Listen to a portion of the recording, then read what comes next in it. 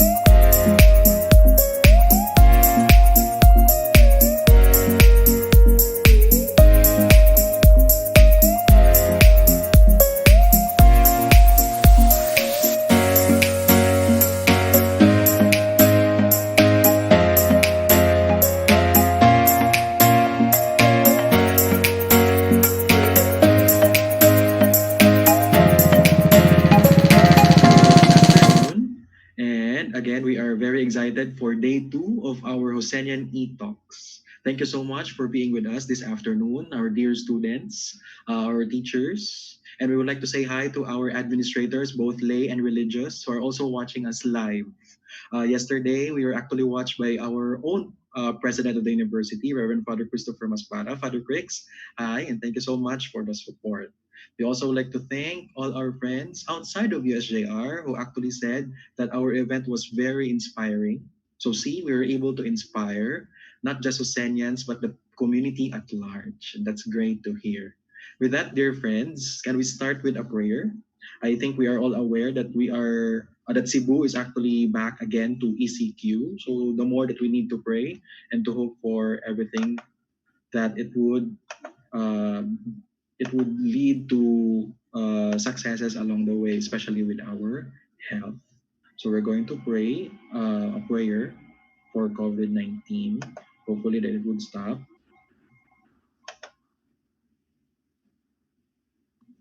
Hopefully you could see the prayer so that we could all pray together.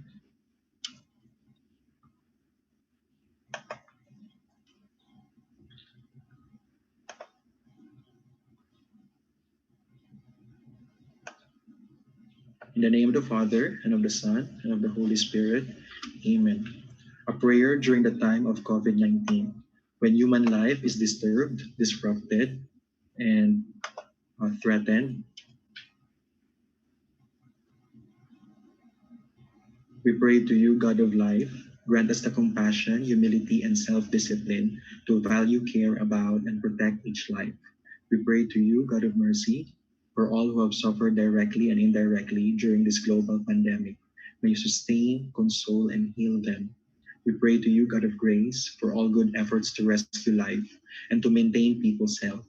May you strengthen, guide, and protect all who have committed to fight against this disease. We pray to you, God of righteousness, for justice to prevail.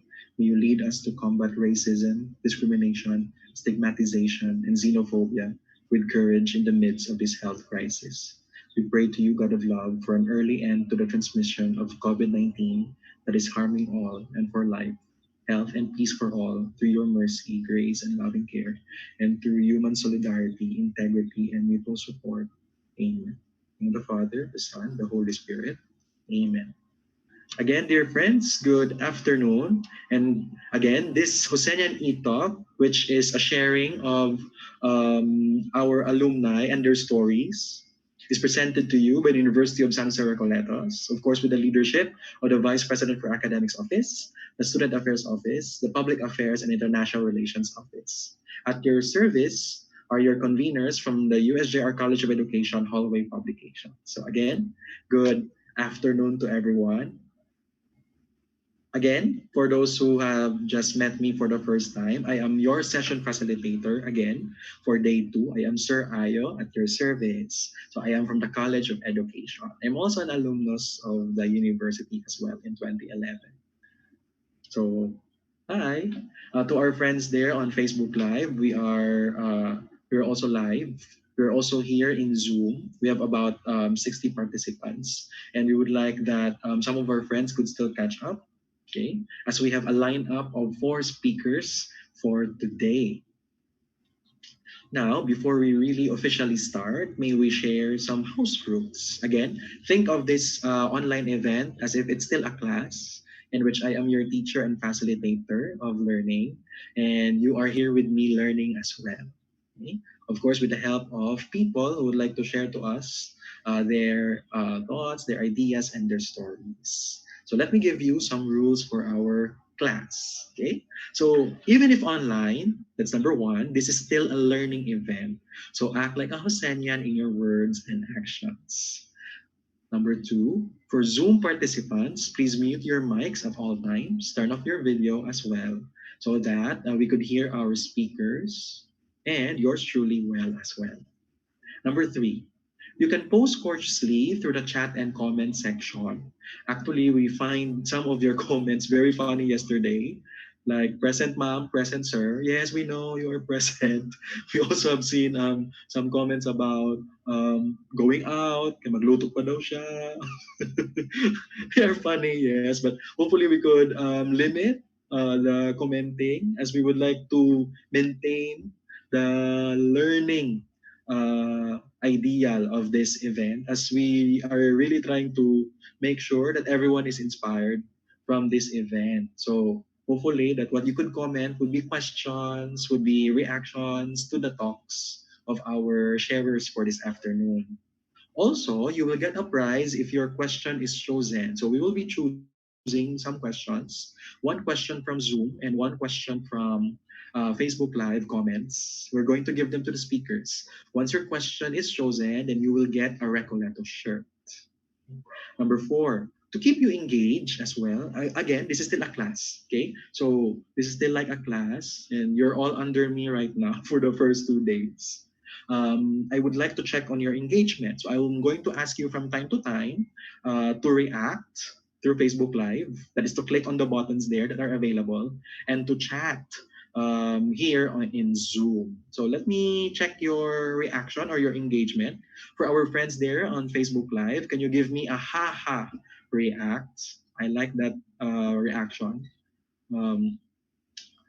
So that we could maintain that positive disposition with everyone here online. For our friends on chat, can you give me a chat with the word adelante? Yes, moving forward always, my dear friends. Thank you so much. Also, part of the engagement would be 2 things. Number 1 is your mentee survey. So we actually have a mentee meter also. Yesterday, the question was about what thing did you find negligible before, which you really appreciate right now. And we thank you for your answers. The major answer that came out yesterday was time and health and bonding with families and loved ones. That's a very good answer. For today's Mentimeter, we also have another question, still related with our experience with this quarantine period. And hopefully you have an answer already. So please visit the Mentimeter, menti.com, then the code that we projected earlier. Also, another way, the second way on how you're going to react or engage as well is to answer the survey form. So we have prepared a survey form yesterday and today. And don't worry, we hear you. Okay. So the link for yesterday was already closed. Again, as what I said yesterday, that we are going to close the link an hour or two before the event today. So we're closing already the form. But don't worry. Okay, don't worry. The link was already closed. It was just a survey really of your interaction and engagement with us, also to improve our experience for today's event. So it's okay if you're not able to answer form one. We thank you that you really want to answer the form, but that's okay. Okay, but a big but, my dear friends, with one T, is that you have to answer the form today. So we have prepared actually two links for you to answer for today's survey.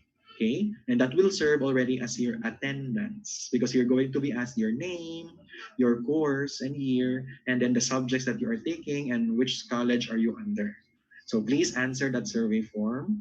It's already up actually, so you can answer them ahead. We also know that some of you are just limited in time when it comes to using their internet access or data. So you could access them already now. So we really hear you. Okay, so don't worry. Links are already posted. Number five, when technical issues arise, please remain calm and collected. Patience is a virtue. We really don't know what's going to happen, especially if it's technical. It's related to internet connectivity, which we cannot really see and we cannot really control. So hopefully, you'll be patient with us if ever technical issues arise. So yesterday, we had a technical issue with one of our sharers, and we thank you for being patient. We thank you for being with us. And number six, most important rule of all, enjoy learning, be inspired. Then share your reflections through the hashtags, hashtag aspire to inspire, hashtag USJ-R, hashtag tatak recoleto. And we were trending in Twitter yesterday using the hashtag aspire to inspire. So thank you so much to our online friends. So these are the house rules. Thank you so much for following them. That's already June 16. This is the shirt that we are going to give. It's big, we know, but there are different sizes that are available with Attorney Velez. Hi, Attorney Velez. So he's the one who's going to give you the shirts. We will tell you how to get the shirts later. Okay. Now, let's go to the mentee survey to check on your engagement with us and to ask how were you. Okay.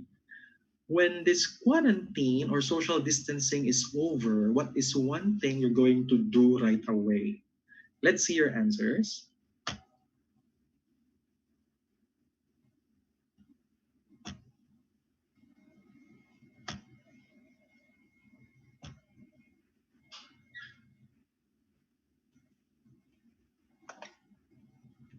Uh-huh.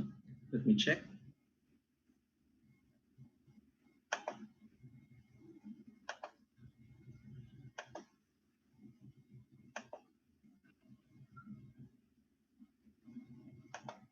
For a moment.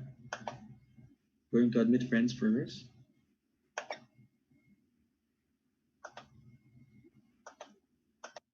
Admit all friends. Okay, so here is the mentee meter survey. Code is 861236.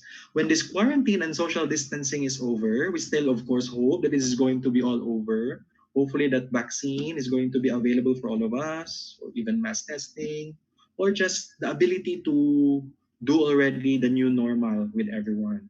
And here are your answers. Again, that's what I said. The phrases that are big in size are those with multiple answers. So the biggest there is go to church. Yeah, me too. I miss going to church. It's just really different, right? If you're going to do church or go to mass online, it's really a different experience.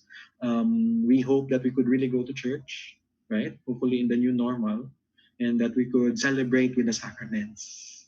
Go to church and pray, travel, yes, right? With borders being closed, sea travel and air travel not yet available.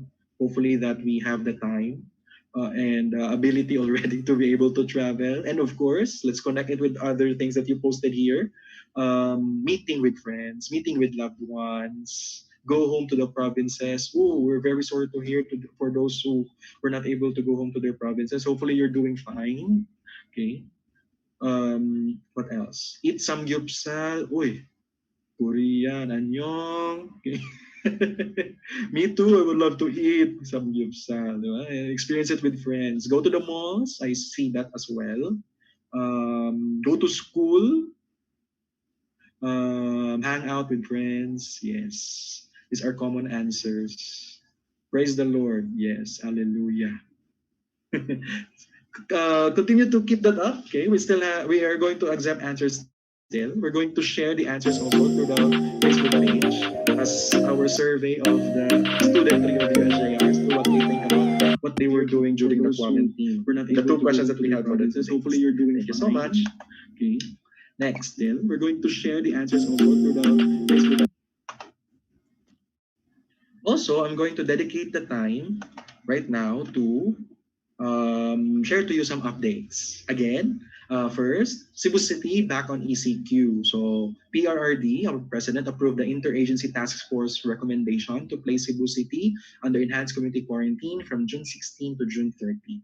So this is both good news and bad news, but let's remain in the good side, in the positive side, because it means that we need to still stay safe. So we need to remain in our homes. We need to just be with our family and friends, or just be in the comfort of our own homes and stay protected, stay healthy, stay safe. Hopefully, you also continue to do what is necessary to maintain health and safety at all times. Okay? At least we are made aware about what is happening. So, at least putting us back to ECQ might be good news that we have to remain vigilant, right? So, still, we are going to get some positive things out from what is happening. Okay? Also, as what I've discussed yesterday, for yesterday and today, these are 2 days in which we're going to inspire you with talks. That's why we prepared them for you, because we're still preparing as well our learning management system. So we're still in the rocks. I hope you understand. Hopefully, you are with us. Everything is new to all. Your teachers as well are having anxiety to really give out the best for you. So that's why we are doing the first 2 days still checking with each other, still working on some of the necessary preparations for the online flexible classes. And this is the Adelante Learning Management System, which you're going to use, both teachers and students, for online classes and flexible classes. And this will be starting tomorrow, June 17. So let me just explain a little about the Adelante LMS.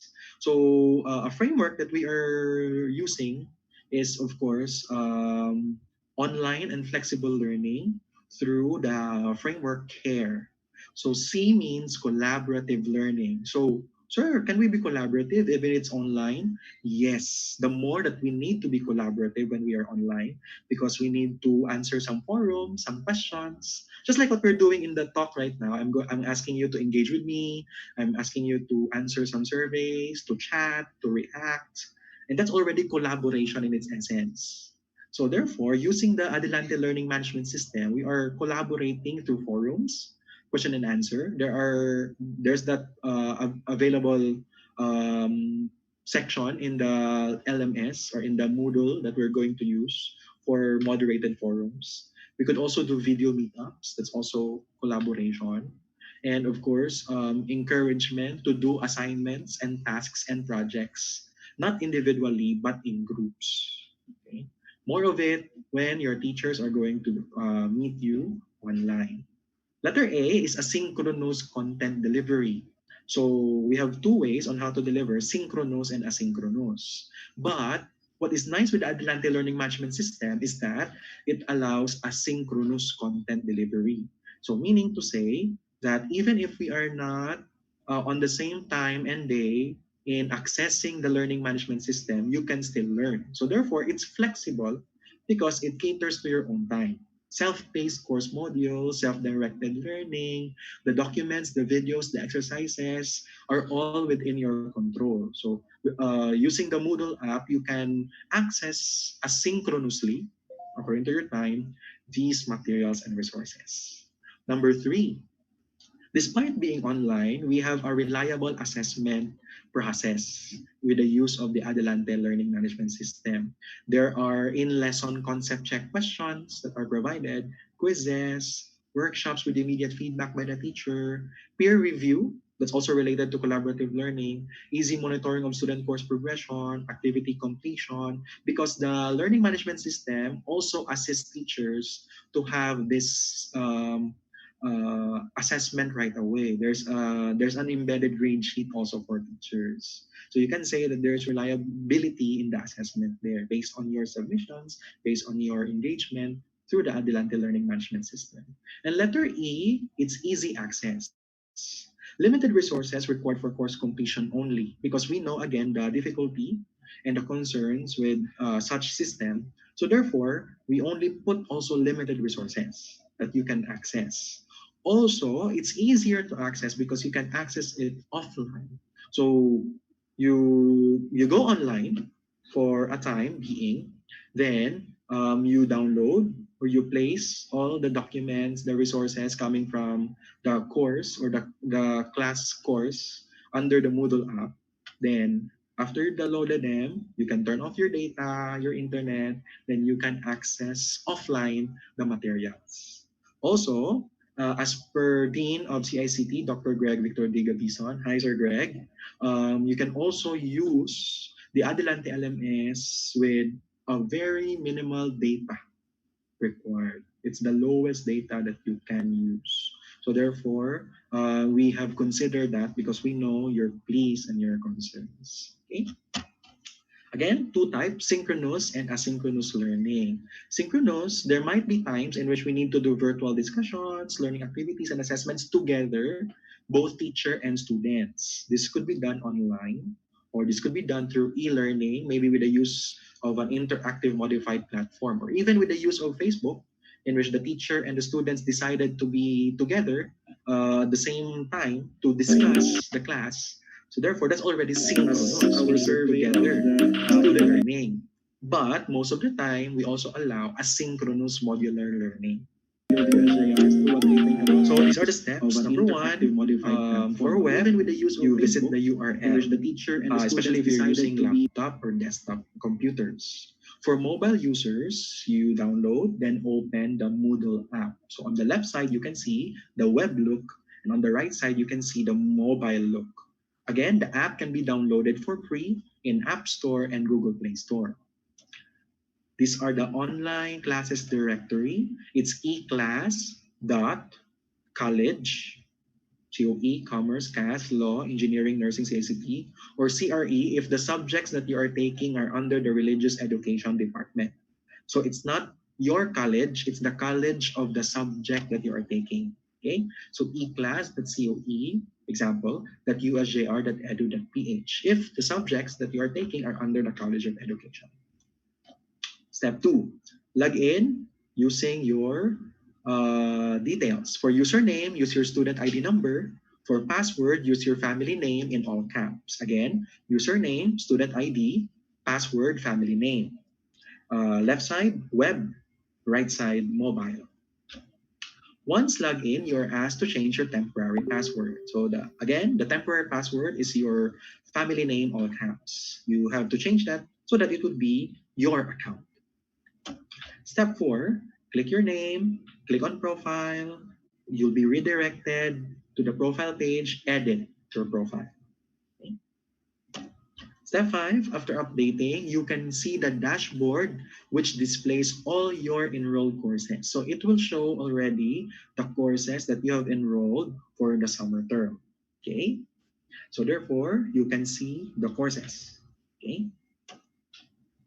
Then click on to view the course. And you will see now the contents of your courses under that e-class course in the dashboard. Okay. Again, Please take note, the courses will be posted on June 17th, so that's tomorrow. Actually, right now, our EdTech champions, we call them the EdTech champions. These are teachers who are in charge of the EdTech delivery of our classes. They will be the ones to assist us in our respective colleges and departments. And therefore, tomorrow, you can now access your courses. For today, maybe as preparation, you can just download the Moodle app on your phones or access a little, just explore. But again, you can access it fully tomorrow. That's why Monday and Tuesday is a series of talks that we have.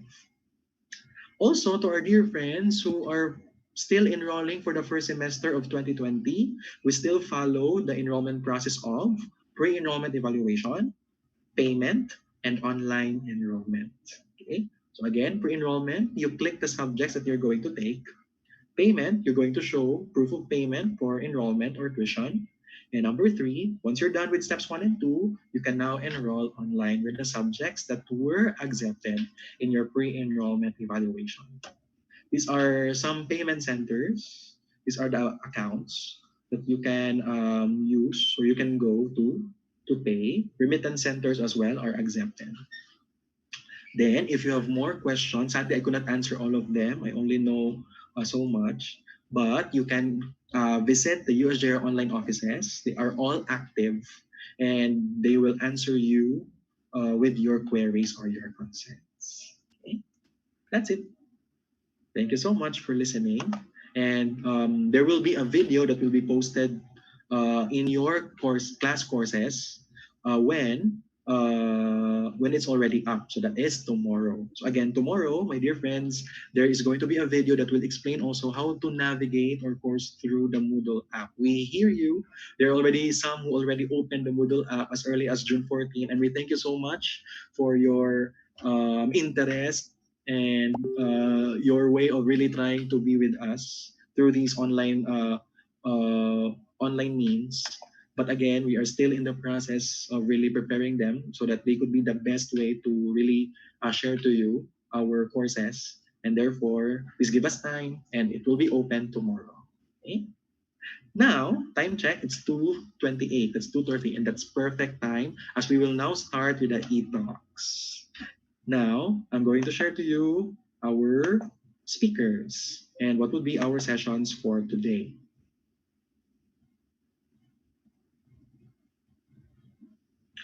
Yesterday, my dear friends, if you remembered, we had three talks, and we started with the first three core values: interiority, nationalism, and service.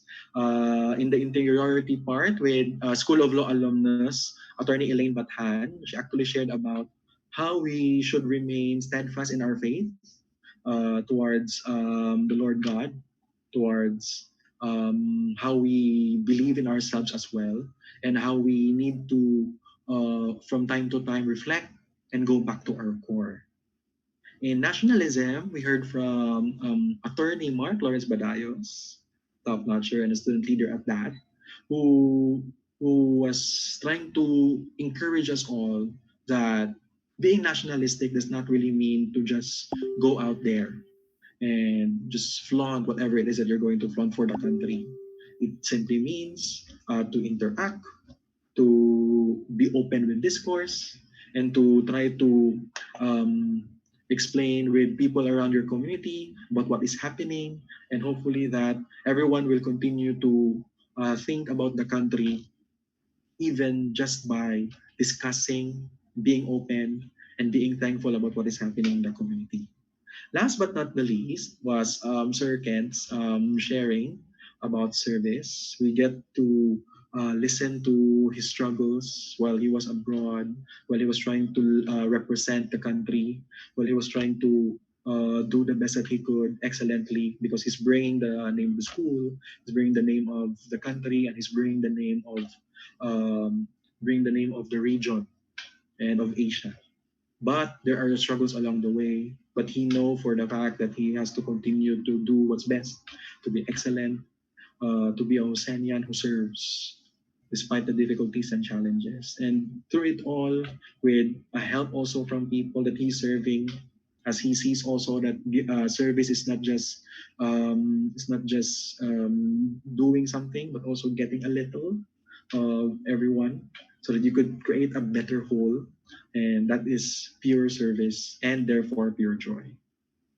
So for today, we have four Hosenian e-talks coming again from our alumni of the different colleges. Yesterday, we had the School of Law, the College of Arts and Sciences, and the College of Nursing, or CAMPS, the new name for the College of Nursing, Allied Medical Sciences. For today, we have from Engineering, from ICT, from Commerce, and Education.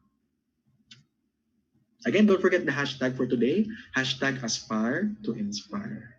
We will start right away with our first speaker.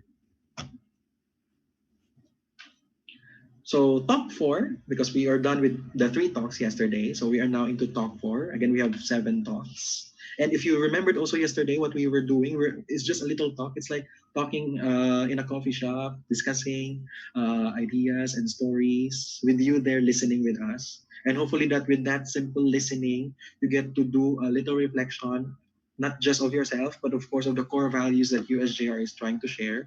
And that's why we invited these alumni who were able to live up to these core values. How did they do it? How were they when they were in college, and how are they right now as professionals in their fields? So let's start again with talk four, pioneerism. And our alumnus is from the College of Engineering. Let me share to you some of his aspiring background.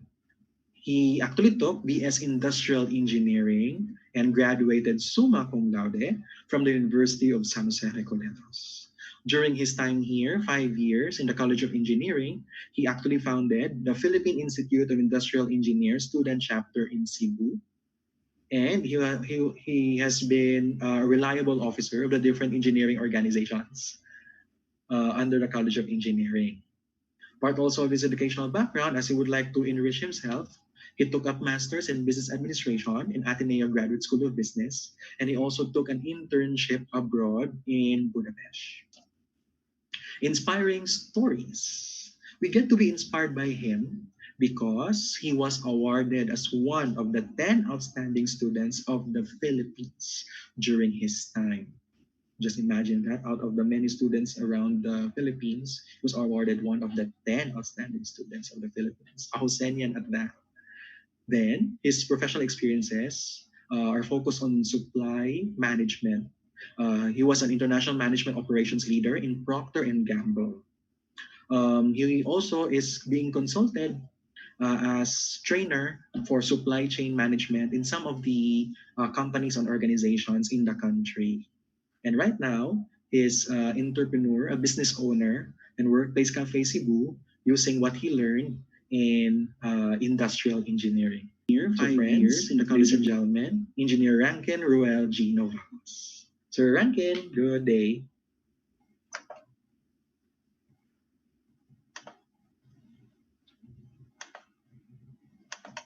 All right. Hi, Sir Ken. Hello, good afternoon. Thank you Afternoon. Thank you so for the much. introduction. I'm glad to be here. It's good to be back, even if virtually. I Yes. visit the campus, but it's been a while though since I've been there. But it's good to be in touch with the students right now. Yes, thank you so much, Sir Ken. I also heard that you actually became a part-time instructor with us here. How was the experience wherein you were able to give back to the school being a part-time instructor in the College of Engineering? It was great because well, I'm able to share what I have learned in the industry, and it's a lot different when you're already graduated because you already had an experience on what the real world is like, and that's something that's very valuable and that's something that you can share to the students. And that for me was an act of self-giving and an act of enrichment not only for myself but also for the students that I was helping out. Nice. During that process, Sir Kin, what were those things that you were thinking while what are the different things between being a student and being a teacher in USJ-R, and that all those experiences, how did it help you really to reach out to your students? I am sure that the BSIE students here, high engineering students, are listening also as well. Yeah, the main difference is when you're a student, you pretty much are just relying on what your teachers are having for you. You are asked to make some projects, submit them on time, and then that's okay.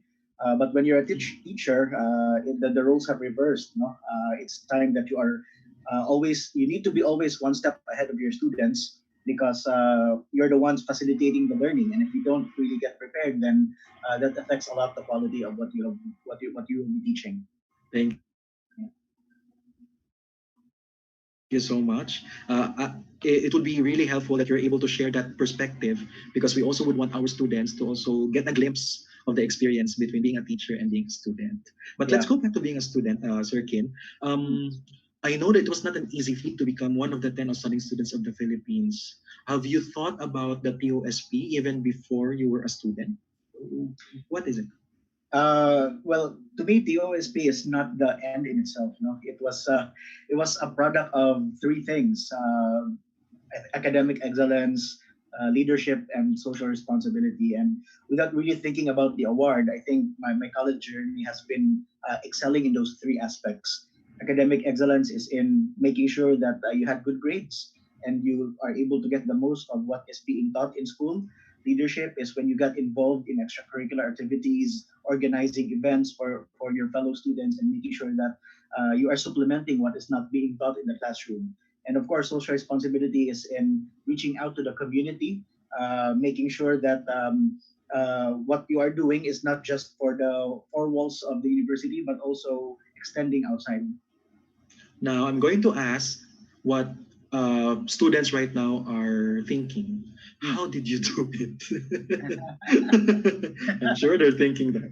I think the keyword there is balance. I was a little deliberate about that because I knew what I was getting myself into, and I wanted to make sure I still had a lot of time for my family and friends. No, so it really took a lot of time management, and it took a lot of uh, making sure that you are not wasting a lot of time and effort because time was really precious. But can you say that everything that you were doing while you are in college and even in high school Hmm. have led up to where you are right now? Does it mean that there has to be that goal setting every time that you do something? Uh, yes, of course, because I believe that success is not by accident. No, it's something that you really work for. Um, and of course, I also believe in blessings and in praying to God. But I think what God wants us to do is to really first get ourselves out there and chase the goal that you wanted for yourself and for the people around you. So was there a time in which you found yourself in a quandary or in a situation in which there's really something that you want to achieve while you were in school or even during a professional life, as long as it's a good example, Sir Kin, that you were really trying to achieve it, Hmm. but it was kind of difficult. Was there an experience? Yes. Well, there, as a professional, having the pioneering spirit, you want to introduce a lot of changes. And coming from a background where you are pretty much successful in your student life, the real world is different because there's not a lot of things that you can control. So there was this one particular project wherein I was tasked to improve a certain result, coming from suppliers, where I had to bridge the gap, not only in terms of different companies, but also different nationalities, because these people that I was working with were based in another country. So it was very difficult. There was a culture. Not only was there a cultural barrier, there was also a knowledge barrier. Okay. I came at a time when people were already expecting a lot, and I was quite new, so I didn't know a lot, and I didn't have the time to really prepare. So it was very frustrating because I was not able to succeed. But it taught me a lot of things. Number one, it taught me to be accepting of failure. It happens, and the important thing there is you pick yourself up and then fight, and go back when the next challenge is with you now. I like That's it that yes, I like it, Sir Ken, that you actually included that term pioneerism. That's where we are going at, oh and yes, because if difficulties arise, then we have nothing else to do.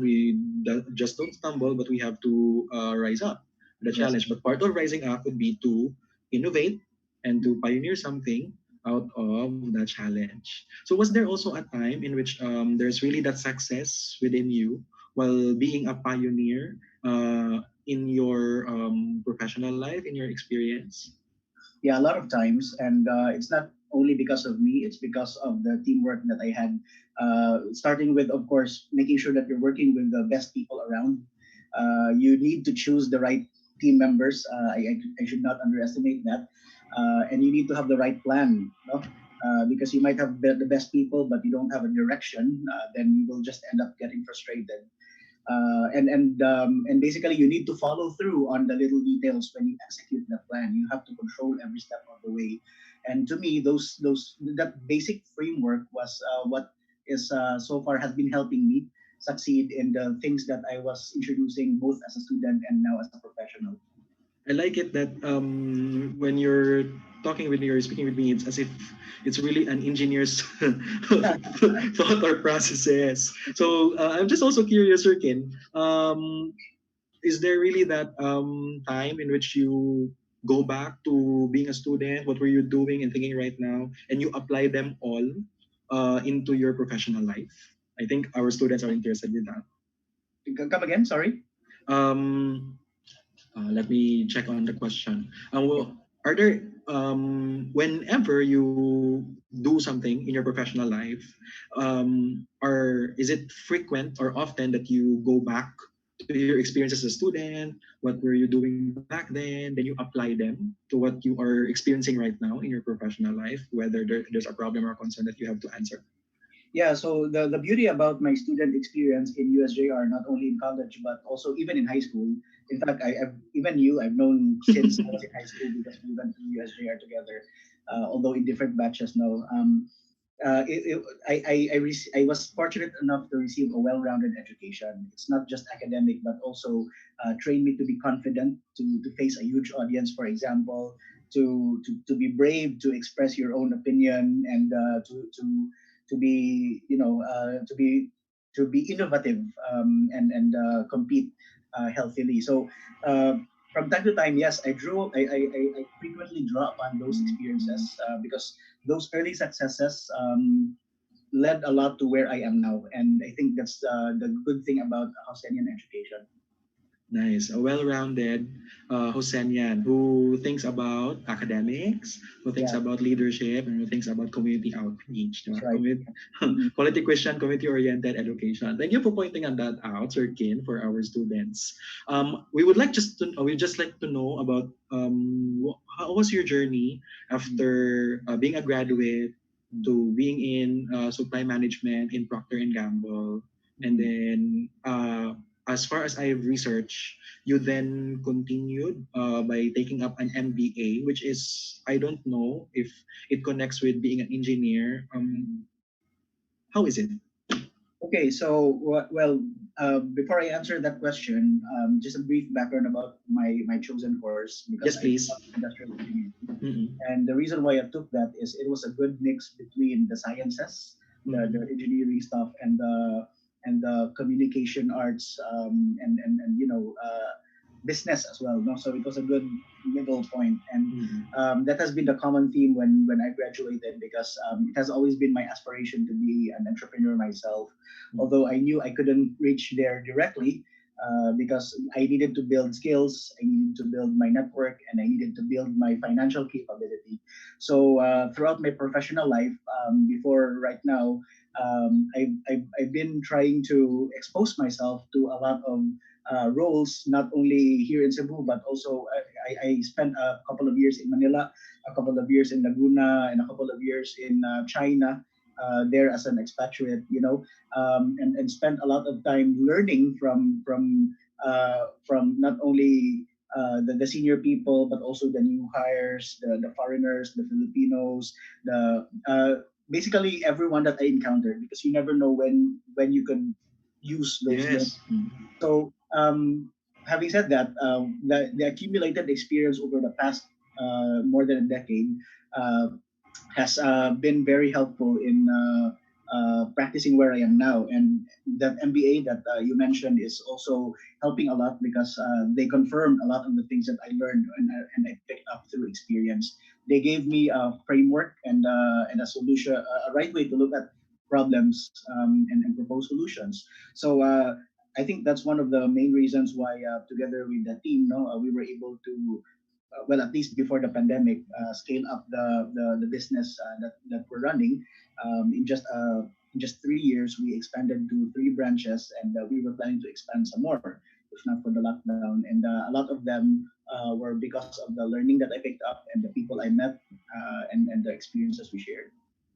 So it's an agreement also to what Attorney Mark Badayos actually said yesterday, that it's always okay that we started with this and Yeah. then we'll end up somewhere else.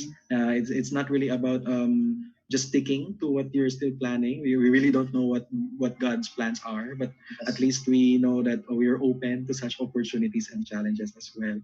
And Yes. we now can see the connection, and hopefully our students can see that as well, that let's just take these opportunities up, right?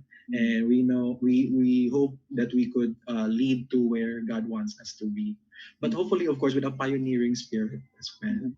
So Mhm. with that, can you share with us? I was also very excited to invite you for this talk because I really love workplace cafe. I stay there. I work there from time to time. To Yeah. it has good ambience for working people like me. So how was the Thank you journey for of? the free advertisement. Yes.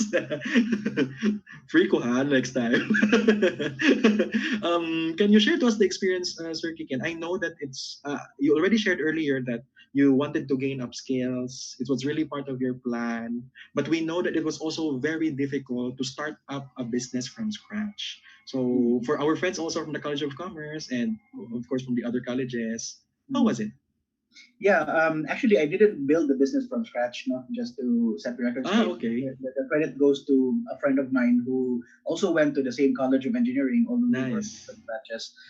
Because when he founded the business, I was still based abroad, but I Mm. did join in the first few months, and it was still very much startup phase, and it was a little, the demand was still not that high at that point, but we recognized the potential of the business because even I myself, when I was still in the working, and because from time to time, even if I was based in Manila, I come to Cebu home, and I needed to work from here. I needed to have a stable internet connection. So back then, I recognized the need and the potential for that, and coffee shops were not offering a lot of amenities also. So uh, it was a it was an exercise of faith, of the Oh. brand that you have, and marketing it like crazy, partnering with schools, being strategic about how you do your advertisements and promotions, and improving at the same time the service that you're offering, so that the customers will choose you over competitors. Also, we were very much prudent in our spending. We made sure that we had a budget in place and we did not overspend, because we knew that working capital was very precious, as our friends in the College of Commerce would remind us all the time. Um, and we also enlisted the help of more experienced people, not necessarily to be part of the day-to-day running of the business, but to serve as informal advisors, people who we can cross-check with. Are we doing the right thing? What do you think about this? Should we do this? Should we enter this deal? Should we sign up? Should we locate ourselves in this branch? And all those big brother questions that, as startup founders, we necessarily didn't have answers to. So the important thing there, since we were just starting, we recognized that we were not dominant. So we had to be humble about it and open for opportunities. So what two things that I got from what you shared, Sirkin. Number Mhm. one, networks are important. Yeah. So you got a friend who started that thing, and then you just came in and helped. and you ask for mentors. So networking is important. So your friends right now, dear friends, who are in college, your teachers are your networks. So please continue to be with them as well. Catch up with them from time to time. Second thing is it entails proper planning, proper procedures, proper ways to do things. Yeah, it needs foresight, and that's I think important in pioneerism. Is that I'm Yes. Because getting? although there's a lot of things you don't know yet, but it's important to have a Yes, plan, yes. so that at least you're able to measure yourselves against what you initially wanted to achieve. Yes, and as I always say with my students in the College of Education, when they do lesson plans, failing to plan is planning to fail. So that's why Right. we need to really plan I well. also learned that in high school. Yes, and also I'm going to share to you a quote which you actually shared in 2010, if I'm not mistaken. Yeah. Okay. Yes, and then please comment on it. I found this through research, Hmm. and I think you were actually shocked that you actually told this. It's in Sunstar Cebu. In the future, we shall be citizens of a first world Philippines. We will have a great impact on the world, and nations will look up to us. What is it that you were thinking at this moment, Sir King?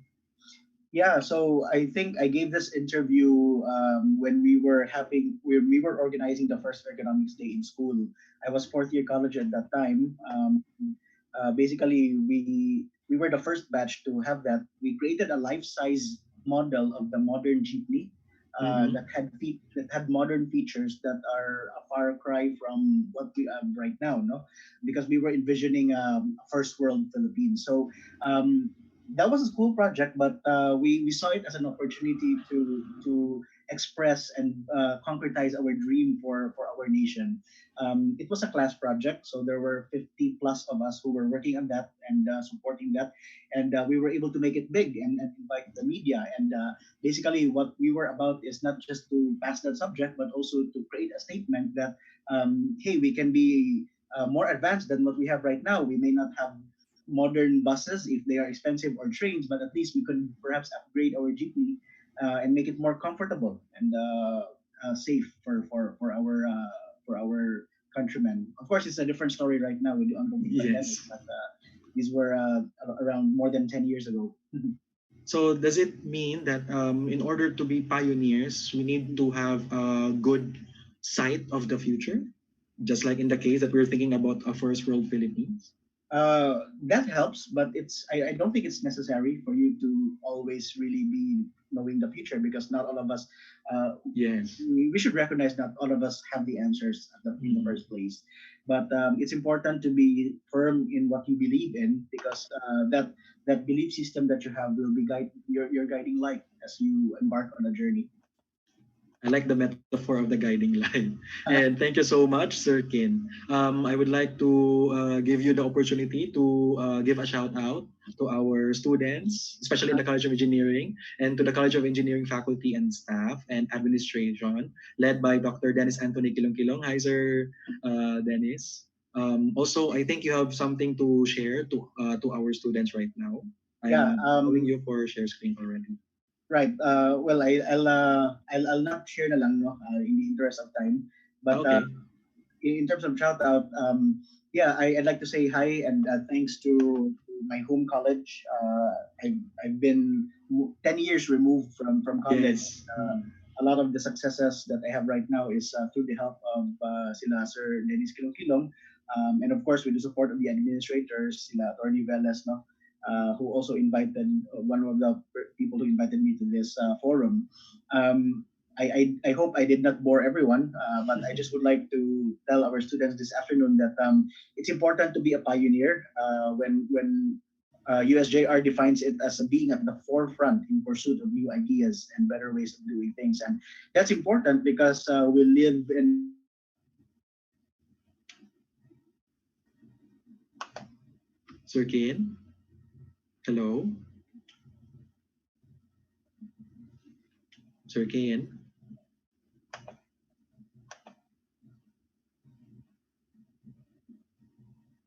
Hello?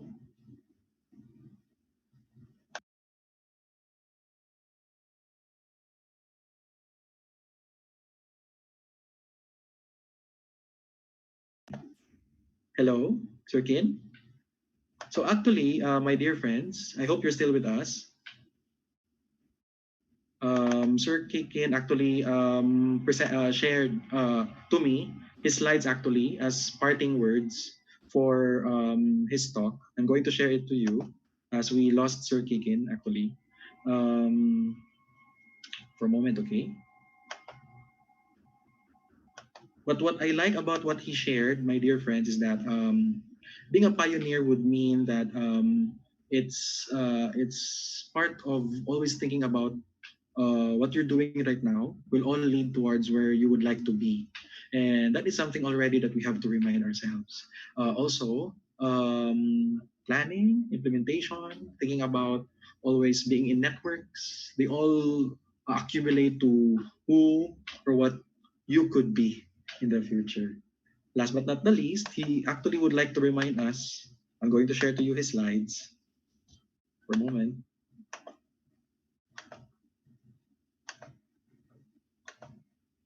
There. So the real world, there's always competition. And we live in a VUCA world. And what does VUCA mean? Volatile, uncertain, complex, and ambiguous. And I think all of us could relate, especially in the time of pandemic right now. It's very volatile. We don't know, things are sure. Just like now that we experience ECQ right after just being told by the IATF. It's very complex. There are a lot of things to be concerned about. And it's also ambiguous. That is why we need to prepare for the world. We need to check up on ourselves as to how we go about life. We have to remind ourselves about how it is that we would like ourselves to be at 10 years time, and hopefully everything that we are doing, little steps, would lead us to a bigger place that we know we could already be comfortable with, at least for ourselves first. Then we think about our nation and our communities. So with that, I'll check again. Sir Kikin, are you still there? Yeah, Sir Kikin is lost. But hopefully that you actually learned a lot from the sharing. We like that how Sir Kikin was really able to share all these things that he had when he was in college. Then he connected it to his professional life and even in his personal life. And to our friends there who would like to become entrepreneurs from the College of Commerce, and all colleges could actually be entrepreneurs as well. It's nice to hear from someone who started that business, who co-owned a business and made it to something that is already very successful, very prominent in the city. So, Workplace Cafe is actually a home-based cafe shop or coffee shop here in the metro. And he actually invites all of you to join him as well there in his business. Right? Of course, not now, huh? Quarantine pata. So can we give a raise hand or a clap react for Engineer Rankin, Ruel, Gino Babos? And to our friends there on Facebook Live, can you give us a wow react? Thank you so much. Thank you, Sir Kikin. Time check, it's 1 minute to 3 o'clock. That's perfect timing for our next speaker. But for now, can you give us a minute for a break as we would like to communicate with the next speaker? Let's watch these videos or pictures about the University of San Jose Recoletos. Thank you.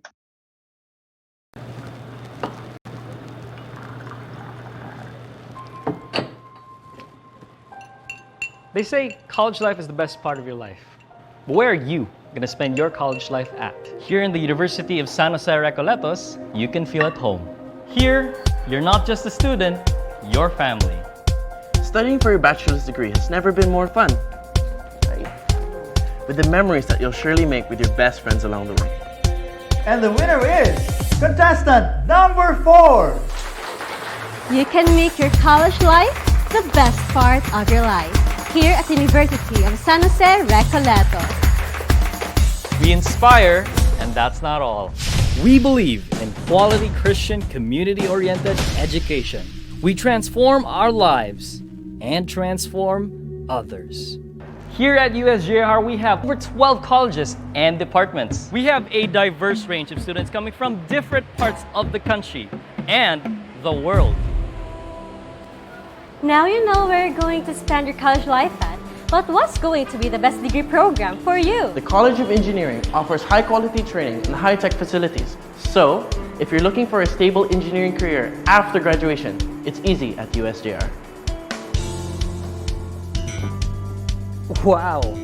The College of Information, Computer and Communication Technology has innovativeness at heart, with its students winning national awards for the best smartphone apps. The future is truly now at CICCP. The College of Nursing is equipped with advanced facilities to give you a feel of the real world. The service-oriented trainings in USJ-R make our nursing graduates in demand. Education graduates from USJ-R go on to make an impact and positive changes in the society. You too can soon make an important difference to the lives of your future students. Discover new horizons in the different fields of knowledge and maximize your skills in communication in the College of Arts and Sciences. USJ-R's College of Commerce leads by example by consistently producing top-notchers in board exams. With high-quality training, your keen sense of good business practices will help you become successful in the business industry. But it's definitely more fun in USJ-R because there's so much more that you can do. And get a scholarship doing what you love. Whether you're in engineering or nursing, you can still have time for your favorite hobbies. You can dance, sing, write, and serve, and become an athlete. You also get scholarships if your grades meet the requirements. USJ-R also offers the Reed Scholarships for working students. Because in USJ-R, we believe in our values to inspire others in the face of adversity. We put God in the center of everything that we do by helping others and answering the call to serve, by being thoughtful and truthful in the things we do, by going beyond our limitations, and by being the best versions of ourselves for the best of our community. In USJ-R, college life is more than just studying. It's definitely going to be the best part of your life. Because in USJ-R, We inspire. Adelante!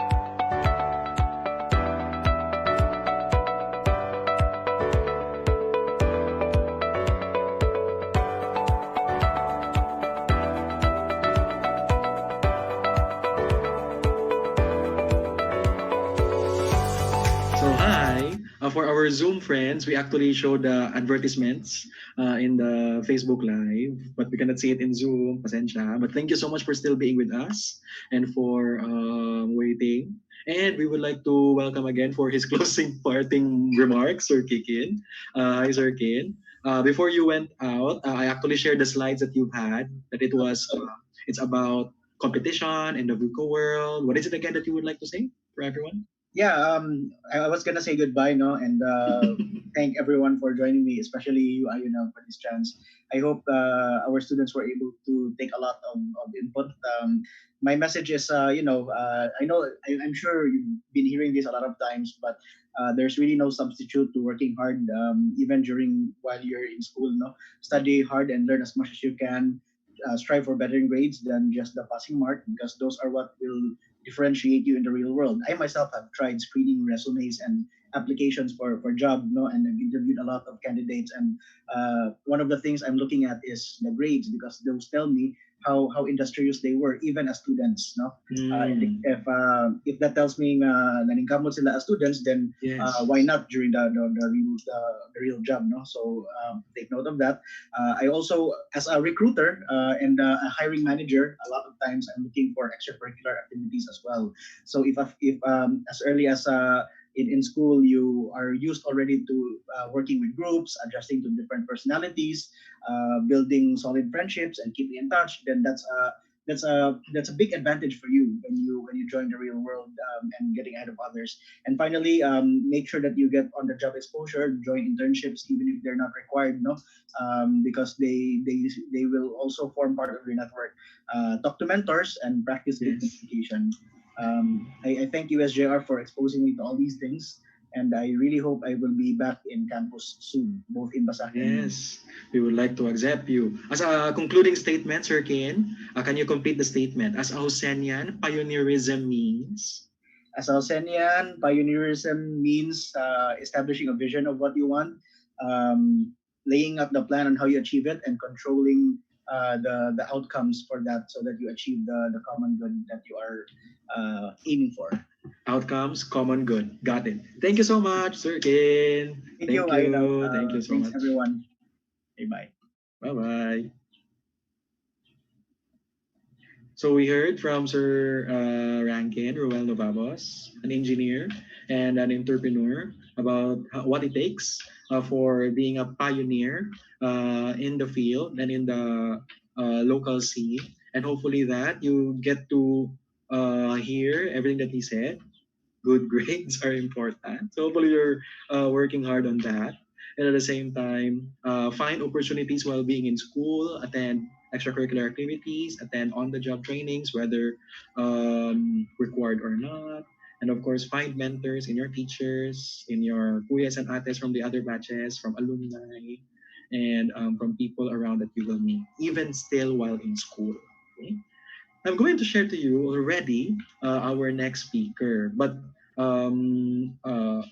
we will interchange the order as our next speaker for integrity. Sir Anthony actually requested to have a later time because he's also having a webinar right now. He's actually very busy with conducting webinars for real estate brokers. So our College of Commerce also can relate. At the same time, the CICT because he's an alumnus of computer science. But we will now continue with the third speaker. So please take note, we are interchanging. We are very thankful that our third speaker, being the reliable leader and professional that she is able to be with us so that we can still continue with our talks. So thank you so much. I'm going to share to you now our third speaker, which is our second speaker for the time being. So we are leading towards the third core value of the day, and that is reliability. And I think it's a word that all of us can relate to, being reliable. And hopefully that in time we'll have that opportunity to be reliable in our own fields as well. Because who doesn't want a friend, a person, a professional who is reliable and can be trusted at all times? for a moment.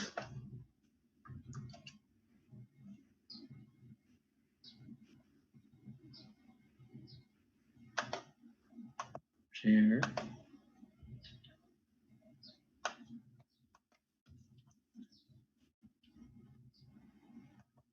I'm also going to check if the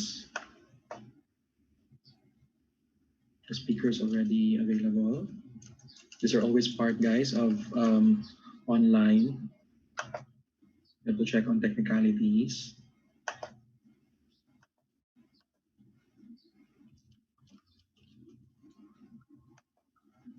And also some concerns.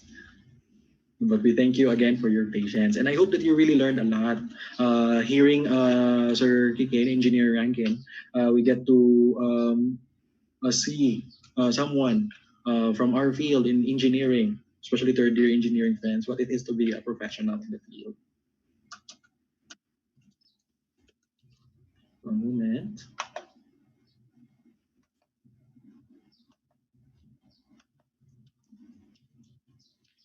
Trying to access my slides.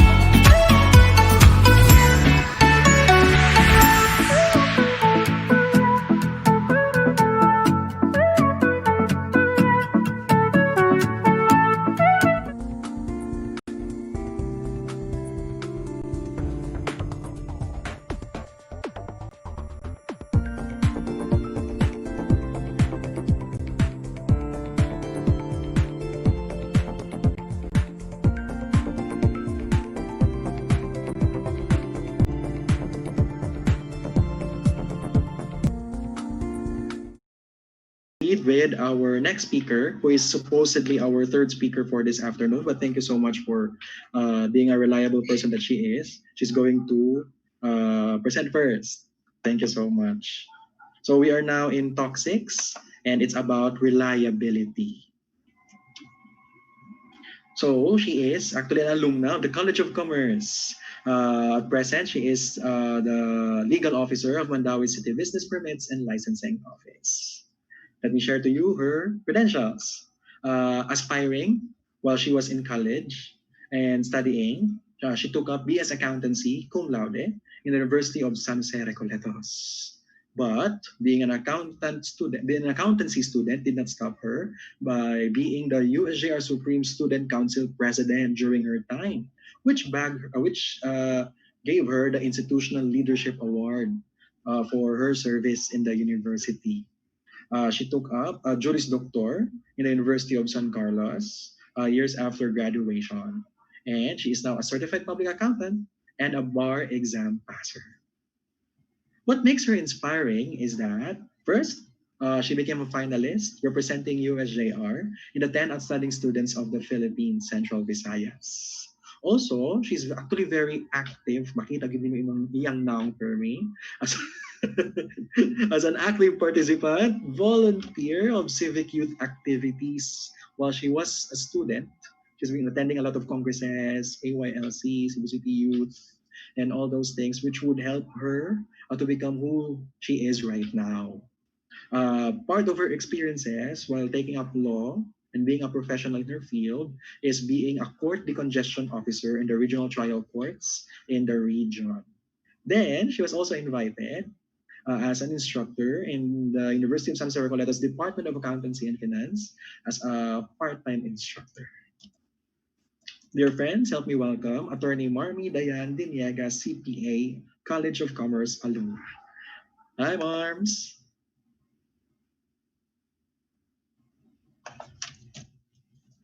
I'll unmute you, Marms. There. Yay! Hi. 안녕. Annyeong haseyo. 네, 안녕하세요. Marmy 저는 is 마입니다. Marmy is known to be a K-drama fanatic, and don't mistake her being bubbly to not being reliable, as she is very reliable, I tell you. Wow. Of course, akong bawi na yung pagkakiat, Marmy. Now, Okay. Sorry, let's- I see. Okay. okay, Yes. go. I think some of your students are actually watching you right now. What can you say to Yes. them?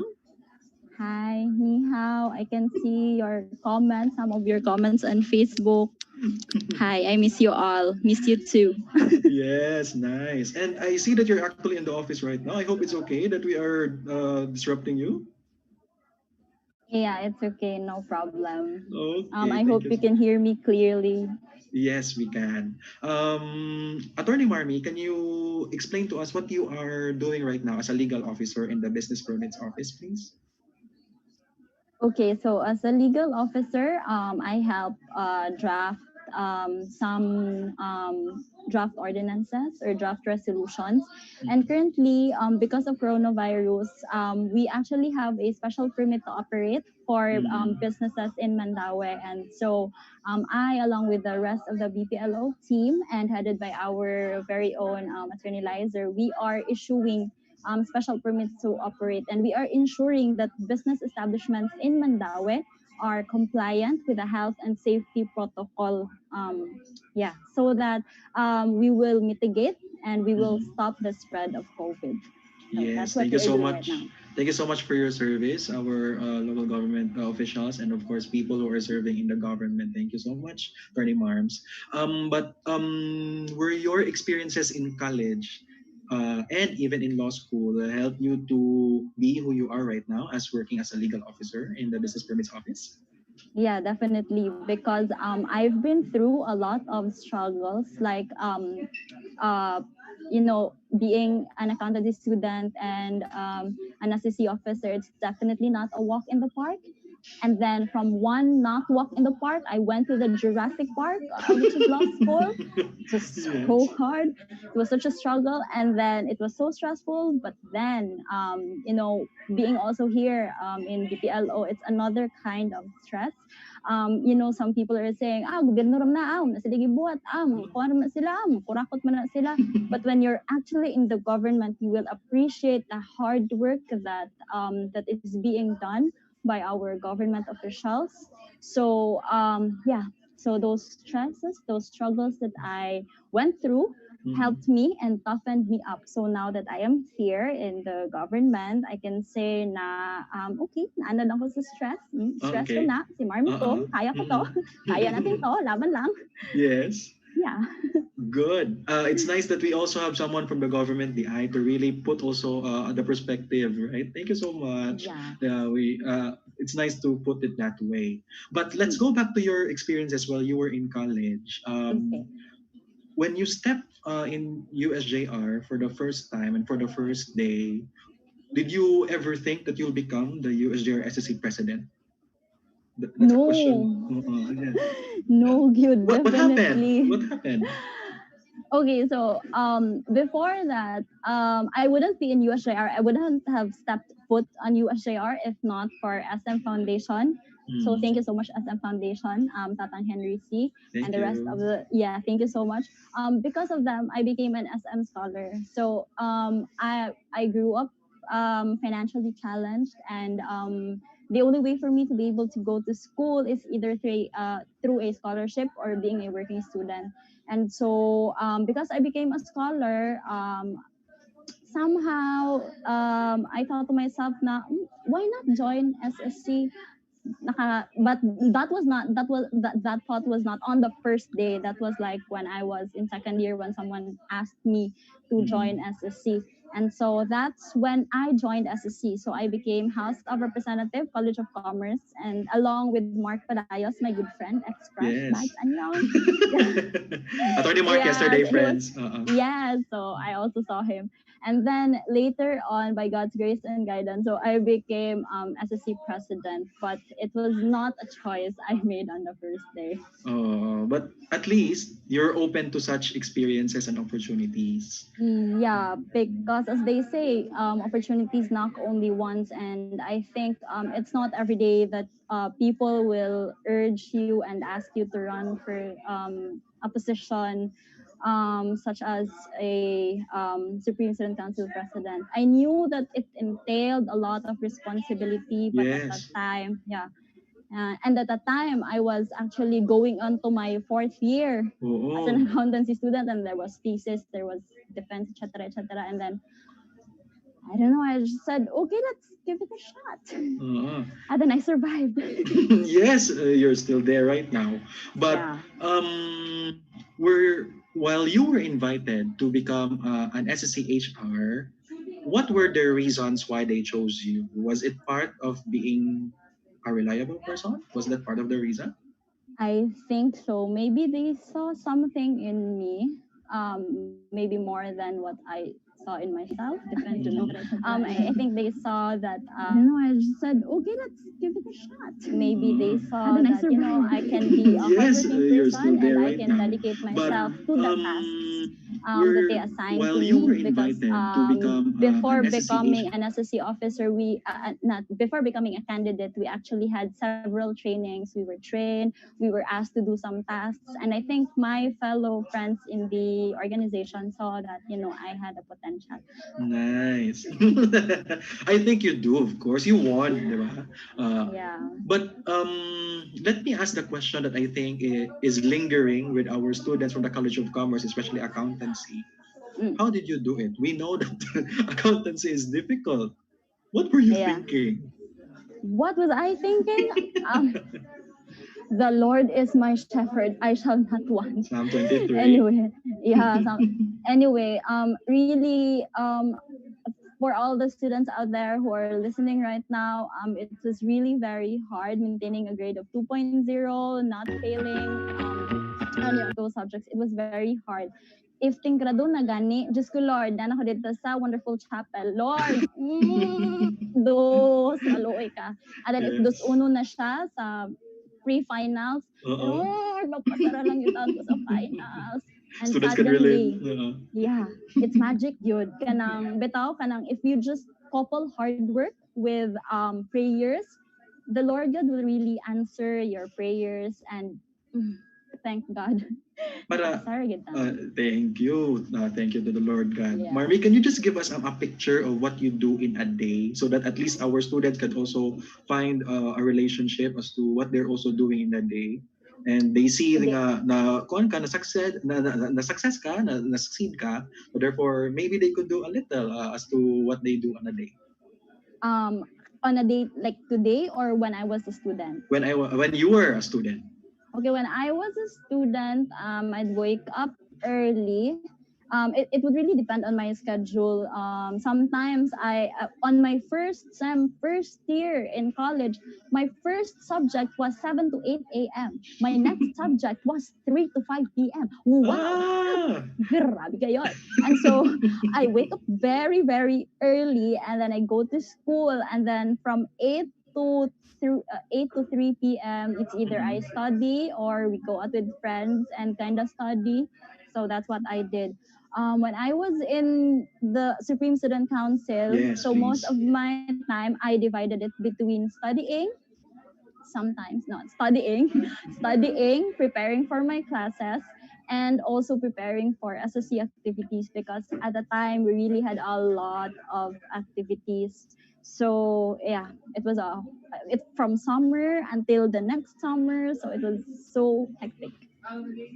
Can you say safely that you were dedicating most of your free time for service and for reliability, even if you could actually have said to yourself na pwede naman ta dili? Yeah, actually, actually, to be honest, no, I think it occurs to student leaders and like me. You can really say na hala, uy, nga nung ako man gidbuhat, pwede ra man gyud og naara jud ko ron sa Yes. library, no, and then magbasa Oo. lang jud ko dito og kanang accounting related stuff. But then you as a student leader, you also have that happiness, that sense of fulfillment that you get after you see the smiles of the students, the smiles of the people, after you see the smiles of your fellow officers, after you accomplish something great. So everything will be worth it, even if it's so tiring, even if it's hard, even if majiji na mo life, akong ibags gabi na gyud. But Lagi. then it's still okay. It's okay because at the end of the day, we were able to help. We were able to become voices of the students. It has never been about you, the eyes. It Yeah, has always been about those kind of people, those people whom you would want to serve. yeah. But was there an instance, or uh, was there an instance in which you really tried hard to let people feel or know that you are a reliable person? Is it something that you have to work hard with, or is it just something that comes naturally? Can you try to grasp it for us? Okay, so to the people who know me, you would know na I grew up as an illegitimate child. Mm-mm. So and then I grew up, and they would really say na kana si Marmy ang pinaanak ni Kuan, si Mm-mm. Marmy katong Kuan. So growing up, I always had that label na ako si Marmy ang pinaanak ni Kuan, not just Oo. Marmy. But that's okay. It's okay. And right now we have a great relationship with my father and with my father's family. But at the time, sometimes I feel insecure about myself because sometimes I would say, anong wala man ko gipili. Oo. So Mm. yeah, and I think sometimes at one point in my life I would say, is there something wrong with me? And Mm. sometimes I would say, I have to please other people. So para piliin din nila ako. Charot. Oo. 'Di ba? I think it had that psychological effect on me. But Oo. then I realized along the way that we don't have to try so hard to please other people, because Mm-mm. these other people will Mm-mm. always have something to say about you. They will always Mm. comment on your looks. They will always comment about your what you have achieved, kung na-bright ba ka, nabugo ba ka, napasar Mm. ka, nahagbong ka, etc. Mm. People will always have something to talk about you. But the important thing is that we should know ourselves. We should know how to love and embrace ourselves. So I said, oh, pinaanak ko, so what? It will not Mm-mm. affect me. I think some people would say, some people kana medyo ma-insecure sila na wala man ko'y papa. But I embraced that and said, yeah, wako'y papa, so buhi man ko. Uh-huh. I'm Yes. alive. I'm here. So I think that's it. I think it's not about trying to show people that you are reliable, but it's about doing what you can, doing your tasks consistently, religiously, doing the tasks that are assigned to you, doing them very well. So it entails also sincerity. Yeah, Right, nice. sincerity. That's a great connection because I think you would agree with me when I say that being reliable is not really on the side of the person, but it's really about what others think of you in the reliability Yeah, part, right? yeah. Speaking of your experiences in school, thank you so much for sharing about how you were struggling and surviving college until being a student leader than right now. But we are lost in the way that we are lost, or we not lost. We don't know yet your struggle when you were taking up the board exam. I think some of our friends here who are with us are on that verge of magunsa ka board exam. Can you tell us? Board exam. Okay, so I don't know, by some weird scammerloosh. Mm-mm. Usually the board exam happens in May and then in October, so there are two board examinations. But Yes. during our time, it was moved to July. You Oh, know okay. why July to me? So and then before that, my auntie said na, kanang, uy, mami, what if mag law school ka? And Mm-mm. then I said, okay, go. Because diba, I said opportunity comes only once. And then when presented with the opportunity, go na kayon. And so, Mm-mm. and so I enrolled pagka June. So I Mm-mm. was already enrolled in law school, and then I had to take the board exam Oh, in really? July. Hello. Yeah, law, So what diba? happened? I feel pressure right now. And then before the eye. And then in July, kay ko ano siya, pre-midterms. Mm-mm. So, nag-timing pag yun na kanang ting pre-mid to siya, ting exam sa law school, and Okay. ting board examination. Yes. What So, were mo you na thinking siya. So, again? I don't know. I don't know what was God thinking. Charot lang. But then in the when we are reviewing, they're saying na kanang board exam pang kuan na lang na siya, formality na lang na siya. Because they say na when you survive with the USJ-R 4.5 years in USJ-R plus the 6 months review, Mm. you are already a CPA and formality na lang na siya. So I told That's nice myself to hear. formality na Okay. lang lagi ni. So I will pass this good. Bahala ang nag-GG akong life. And Okay. so, I took the board exam dito sa Southwest. And then, grabe, kapoy na gid kayo, matug ra ko. Uh-uh. And then, ang ako mo ang kanang, si tawag gani, the proctor would Proctor. come beside me and then would like threateningly say, hey, wake up. And I would say, yeah, still alive, still answering.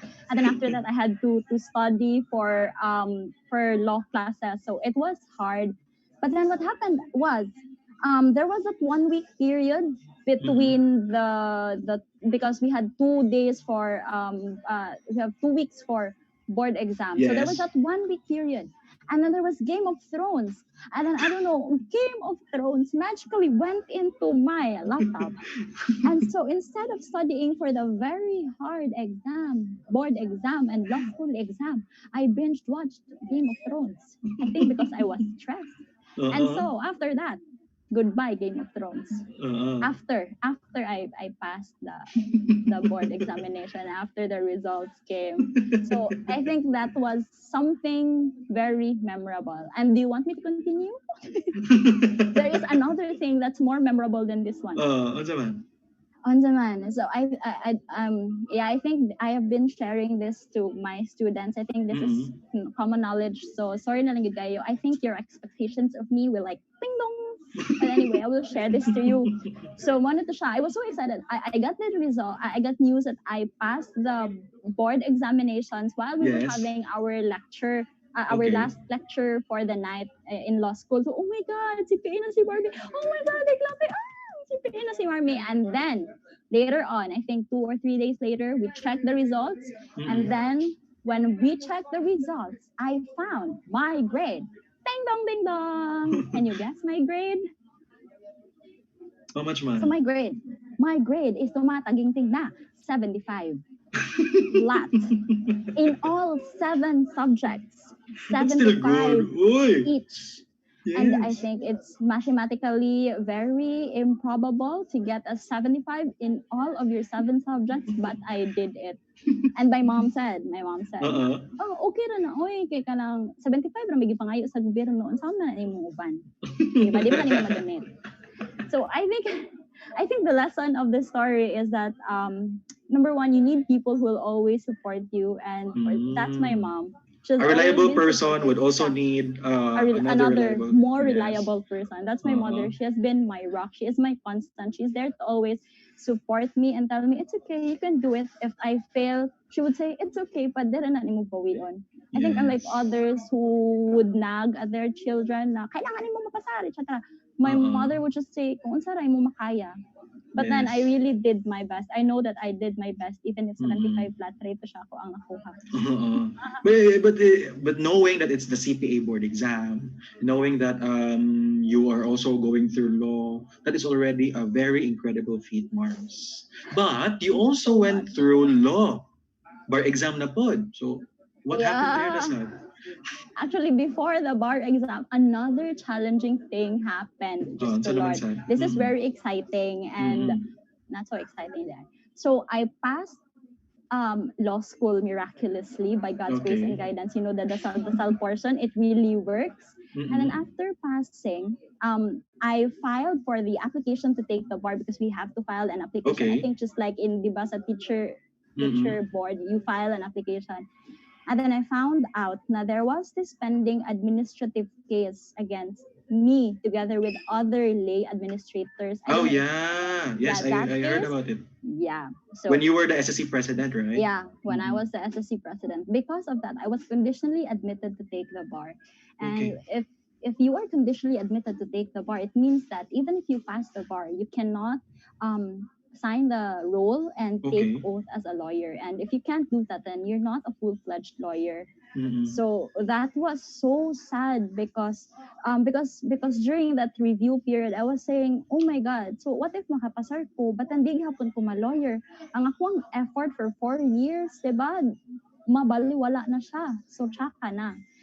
So what I did was I prayed hard. I prayed to God, and this is where our very own, very wonderful, reliable lay administrators and friends from USJ-R really helped me. So there is this question: how did USJ-R help you in your professional life right now? I would say without USJ-R, I wouldn't be here. I wouldn't be a lawyer, because as what I've said, I was conditionally admitted to take the bar because of that case, and the case was filed because a student filed um, a sexual harassment case against this Mm. teacher. And then we were in the Committee on Decorum and Investigation. Yes. We were part of the CODI.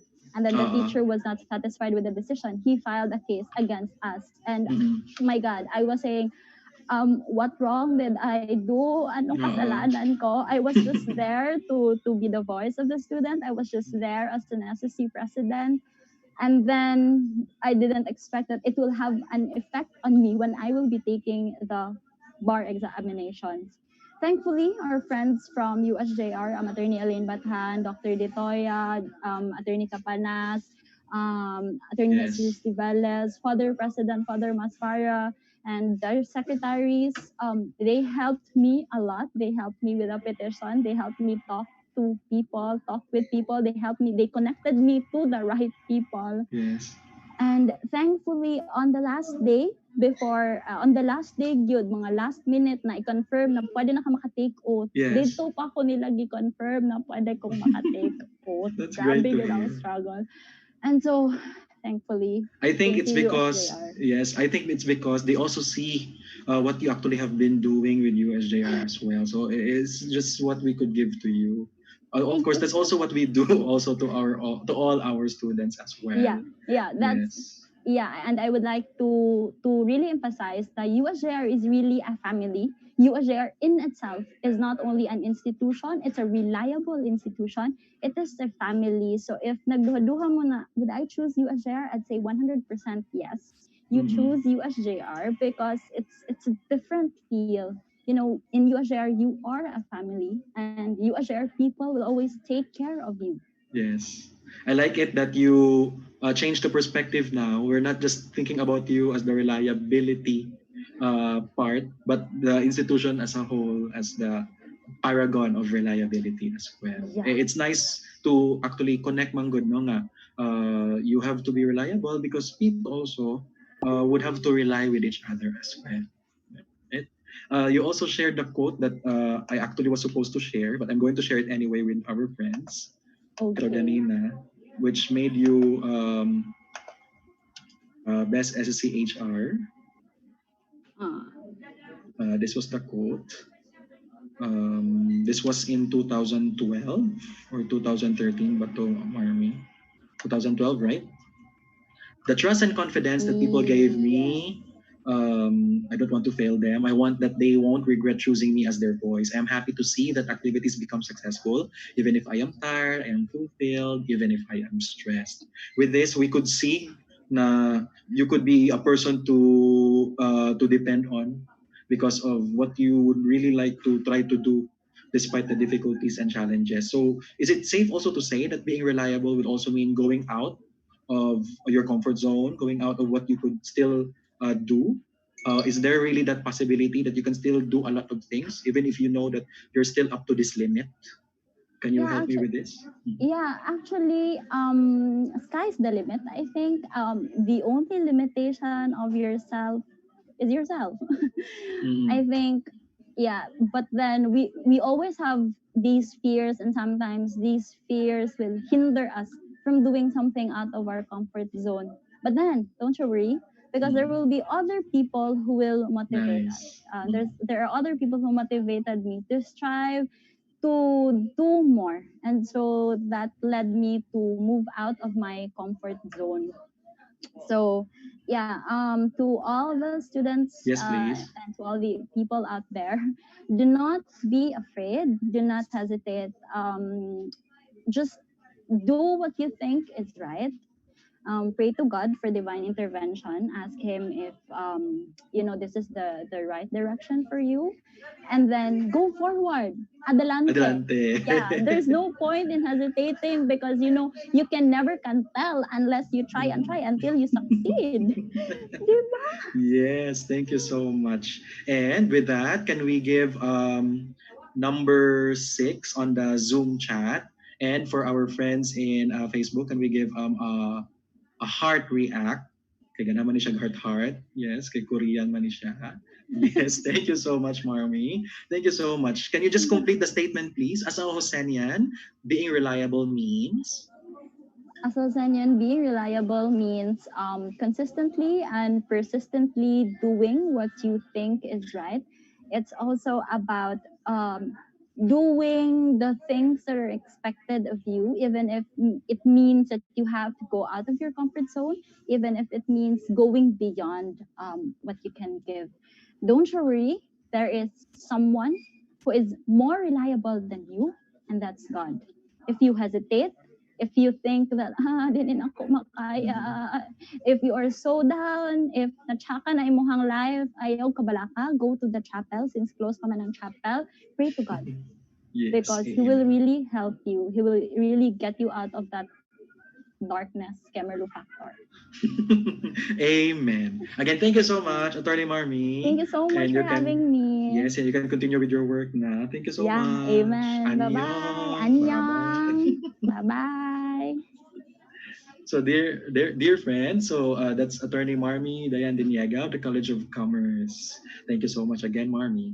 So, we'll now proceed to our next speaker, and I hope you were able to relate with Marmy earlier as she shared her experiences good when she was in college and how it is that she was able to do it despite being a student leader, despite the difficulties and the challenges that she had. despite the ups and downs in life, despite the labels that she was receiving. She was able to pursue, she was able to become a reliable person. It's easy to just let go of them and say, I don't care. But it takes strength, courage to go up the pedestal and say no. I have that choice to put a label on myself as a person who is dependable, responsible, and reliable as a Josenian. Let's continue now with our third sharer for this afternoon, who's supposedly our second sharer. But thank you again to Marmy, and thank you again for you, dear friends, who was able to wait and extend their patience. So I'm going to share to you now who is our sharer for integrity.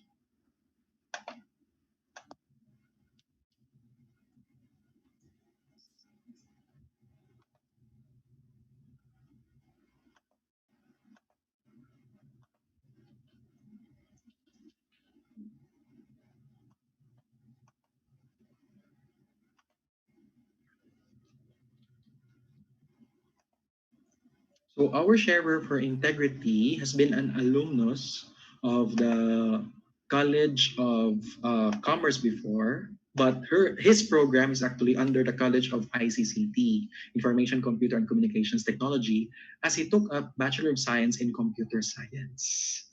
And you actually can see his face around because if you're familiar, if you have been seeing a lot of posts online and even in the web, we can see Filipino Homes Incorporated. It's very familiar. That, dear friends, is the baby of our alumnus this afternoon for this sharing. Educational background. When he was aspiring still, while being in school, he took up Bachelor of Science in Computer Science in the University of San Jose Recoletos in the 1990s. And years later, we will get to hear his experience. It was not really his first, but he got the chance and the opportunity to try real estate. And that's where he found his niche. So he became a registered real estate broker. And he also had this institute for real estate brokers. He called it the Filipino Homes Institute Real Estate as the director of that school or institution. What makes him very inspiring, my dear friends, and I have to say that he's actually very busy, so we are really thankful for Sir Tony for being with us this afternoon. He's the president and founder of Leoterio Realty and Brokerage Group. He has been posted online and through publications about his achievements and about how he has been helping people, families to have their own homes. He is the first E-Pro certified broker in the Philippines by National Association of Realtors.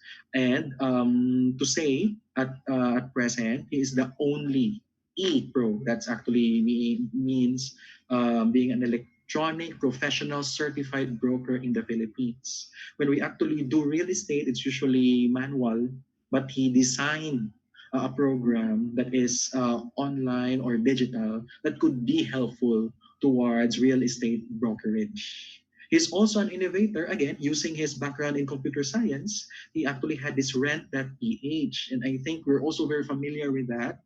You can see that also across all social media platforms about this application called rent.ph that could be helpful towards families and people who are looking for places to rent.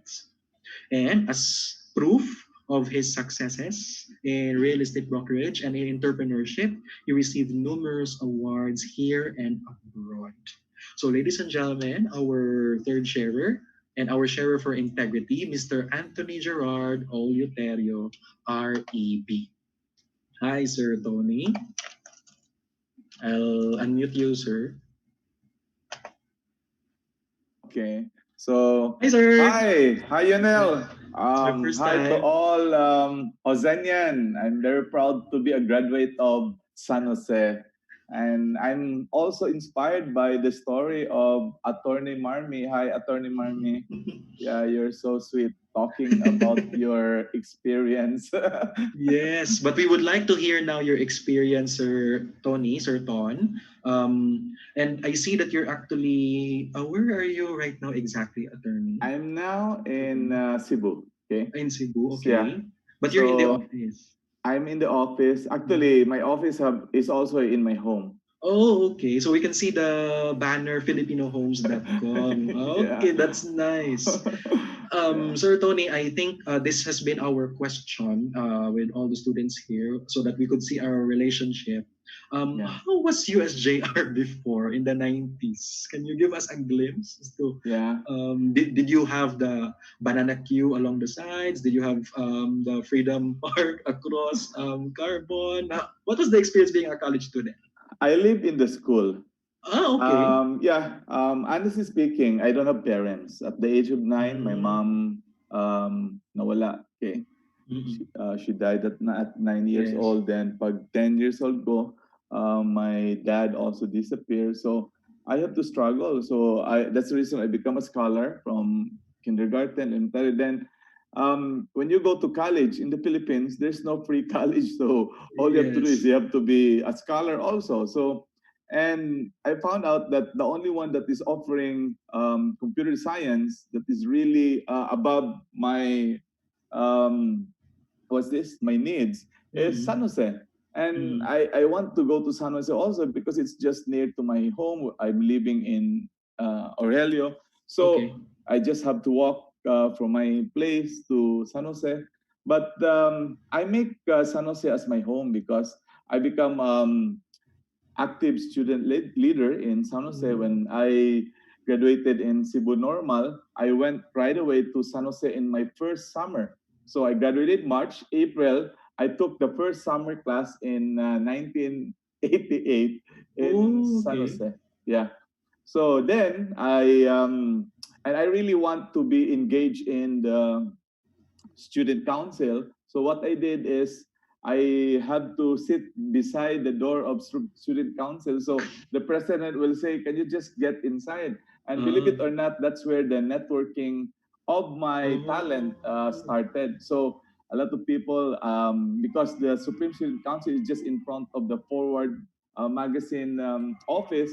So yes. I created a circle of friends that are really reputable, who have integrity, who are reliable in the campus. So that's where I came in on board to have those familiar faces in the campus, and I get to know all the learnings, and going around with smart people makes you smart, and that's the Yeah. reason I want everybody to get my experience. So if you want to be smart, go with smart people. Okay, that's the Yes. secret. We need to choose our friends, right? Our Choose your network. friends. You have to choose 101%. Okay, so that's why I become so active in the Supreme Student Council for 5 years. Okay, because I extended my time. I Okay. didn't. I graduated after 4 years, but I extended because I just have to help my student council because I'm one of the founder of the Kasama Leaders Movement. So Oh, I don't that's know if you know nice. Kasama. Yeah. It's still So around, yeah, yes. we changed it from Kasama then to Kasama Leaders. So that was the time of Greg Gabison, Donald Aparado, and the first president was then is Stephen Ardo. I'm the administrator. So I'm the administrator for Supreme Student Council for almost 4 years. Okay, so I'm so That's active, great. and Mm-mm. I love San Jose because the people around are low profile. I love low profile people. Mm-mm. So, and that's where we always inculcate our values to all Mm-mm. the students. Na, if you're as Josenian, you're a low profile student, but you are so smart. And to become smart, Yes. all you have to do is go with smart people, and you have to go around with because you cannot become smart by learning alone. Okay, it's Mm. about experience, and experience will make you grow. And most of the teachers in San Jose that time are all not my teachers, all are my barkada. I make around to Mm. become their barkada. Yeah, so even they're old, I have to go around with them. And I love my teachers, so I just go around with them, have coffee, and talk to them. And that's how Yes. we grow We in learn. San Jose. Mhm. Yeah. That's great to hear, sir. And I hope that our friends or our students here could also do the same thing. Yeah. Continue to be respectful with their teachers, but at the same time, accept and be humble. We could still learn from people around us while maintaining that. integrity as Josenians, the low profile that we could really see in Josenian graduates. So clap naman dyan, our dear friends. Yes. Oh, Thank you so much, Sir Ton. yeah. We would like to know more now about what went through after graduating in USJ-R. We know that you graduated computer science.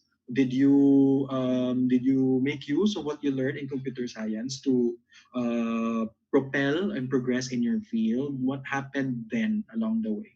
Yeah, that's true. I mean, honestly, when I before I graduate with computer science, I'm already a salesman inside the campus. I sell Oh, okay. T-shirts for every Oh, organization, and I love sales. Okay, so but since I've seen around that most of the people around you will say, Ton, you have to be in the advanced world. The future of careers is computer science. So that's the reason I study. So I took the computer computer science. science, Okay. Mhm. and because I love technology.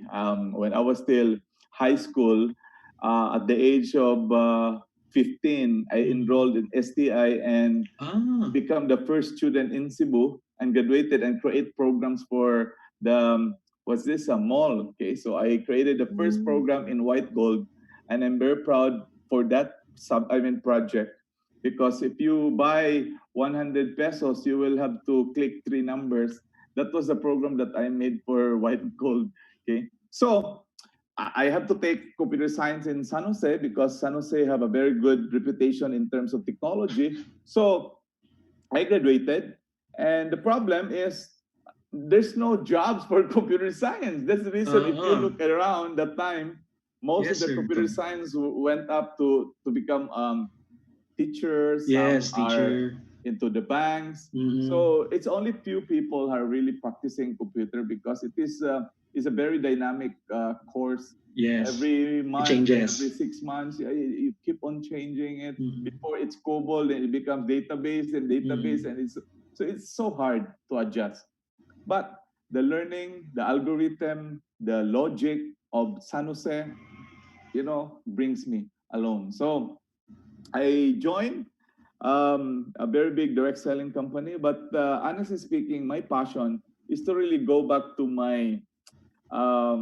was this my course, which is Core. computer science. So I created a program.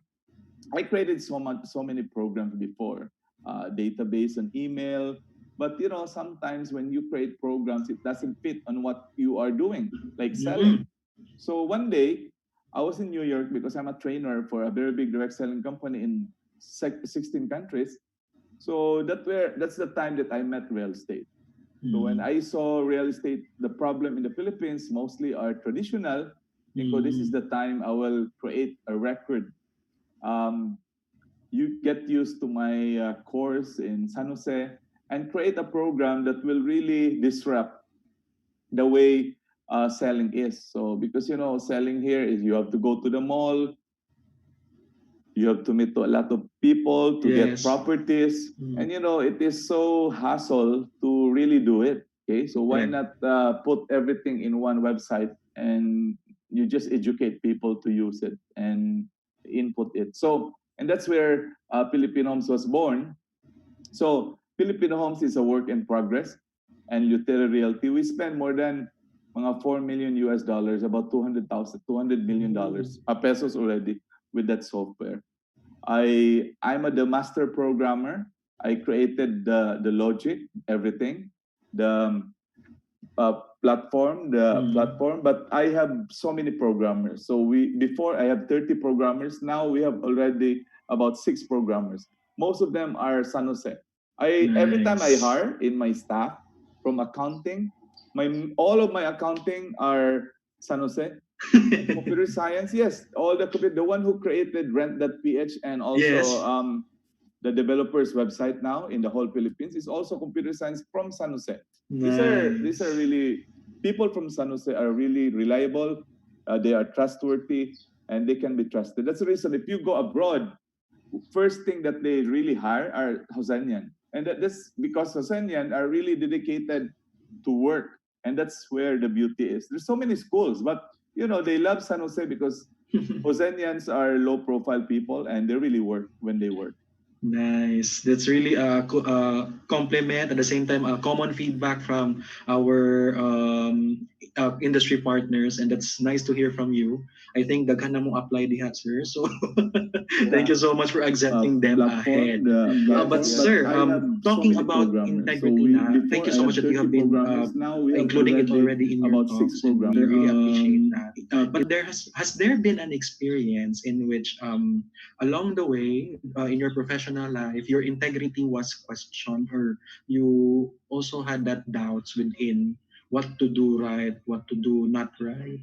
Can you Yeah. share to us, please? And how Sometimes, did yeah, you do it? Mhm. correct, Ionel. Okay, when we are a student or when we graduate as a student of San Jose, remember the values of Josenian. The values of Josenian is there are always temptation, okay, in life. But always remember those temptations are temporary. Okay. And that's the reason I always go back to the values in the school that, Mr. Luterio, if you want to succeed in anything you do, don't destroy other people. Number two, don't do shortcut. Wag mag shortcut. And that's the Hosenian value. Okay. So all you have to do is hard work is the most important in anything. So when I become the number one broker in the Philippines and also in Right, the sir. whole Asia, okay, because we've been selling 1,000 properties a week. Imagine no broker have done that. Yes. 1,000 properties every week. Congrats, So sir. the challenge there is can you maintain to become good? Because sometimes when you control everything, you Mm. can even become bad. Okay. Yes.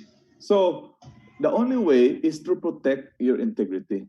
The secret is even there's temptation, never attempt, not even a single one. That's the reason if you go to Google, you write down, do I have a case that I steal money? Do I have a case that I swindle? Do I have a case that I dupe people? Never in my life. For 27 years, when I graduate San Jose, never even, there's so many temptation. But like in San Jose before, I can steal, I can lie, but because I value, I become a student leader, I don't have to destroy my name. And that's where we want to tell all the students that when you go to the school, when you become a student, always see the future of yourself, okay? Because there will be so many temptations, okay? From drugs, from anything, okay? Like me, I mean, there's so many schools out there. They invited me and said, "On, can we have like this school like that?" I don't like it. Mm. I'm so focused on my why, and I want to change my life. And I know most of the students why you're going to school because you also want to change your life.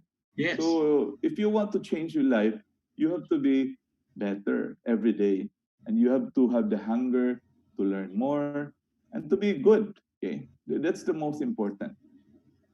That's great to hear. And thank you so much, Sir Ton, for sharing to us as well that these tips, these are not just because they are plain words, but because you really experienced them yourself. And being the owner also of your company, that's also what you're looking for in people. And it's great that you connect it with being a Hosenian, the people that you also would want to work for. Yeah, Sir Ton, I actually found a quote here, yeah. which I saw when I researched about you. Actually, guys, I found a lot about Sir Anthony. You can really find him online. That's also the beauty also of computer science and being really knowledgeable with technology, Sir Ton. No? Thank you so much Yeah, for that. And I also like it, Sir Ton, that you connected it also with another core value, that's pioneerism, in which you need to be a pioneer in your field, and that's actually what you did. yeah. So here's this quote, Sir Ton, that I found when you were described as most promising in entrepreneurship. You said the importance of cultivating relationships founded by a strong culture of honesty and responsible salesmanship is a legacy that I want to impart. So I think not just our CICT friends, but also our friends in commerce can relate, especially with salesmanship. What were you thinking, or what were you doing then while you actually said these things, sir? Because the most important is you have to protect friendship. Okay, so you have to protect relationship with people who help you along the way. Mm. Okay, Because sometimes when people become number one, sometimes when they are big already, and they forget the word gratitude. Okay, so it's very important that relationship will bring you to success. And like in San Jose, the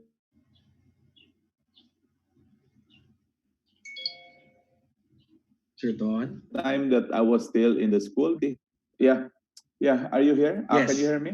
Yes, Sir Don. Yeah. So that time when I was still in San Jose, I always impart the value of relationship. It's very important because sometimes most of the people they forget the people who have helped them.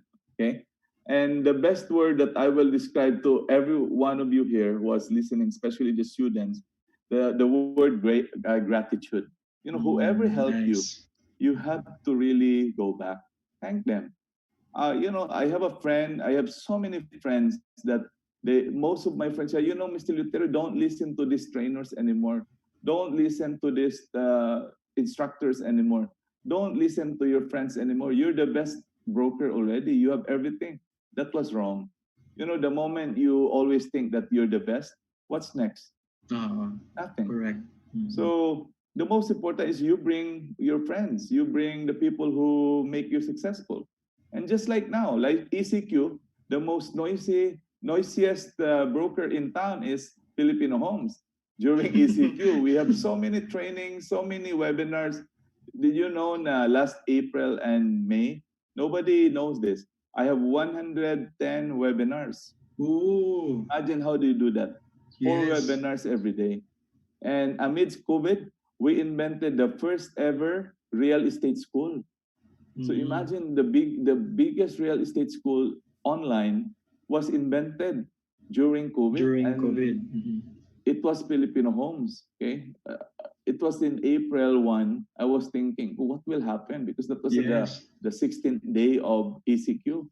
And ko, I So we have to have do to move something. forward. Mhm. Yeah, and every developers are sleeping, agents are sleeping, Mhm. most of the retails are closing, and people are uncertain. And go, I have to Mhm. educate people, and I know Yes. that the only way to educate them is through online because that's the future. I already predicted that. In fact, if you Mhm.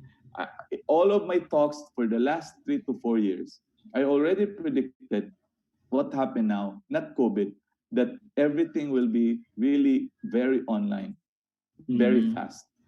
And it was Filipino Homes, our company, who adapted the change right away. Yes. Mhm. So last April, nobody is moving. But believe it or not, we broke the record in sale for the past 5 years. Do you know that? So every month, Nice. we broke sales record every Mhm. month. Maybe we sell about 3,000 units a month, but it was COVID who broke the sale. So imagine people are thinking that there is no sale, and here Yeah. becomes the biggest sale of our Ooh. business was April. Yes, During the time of history. COVID. That was history during the Oh. time that of COVID.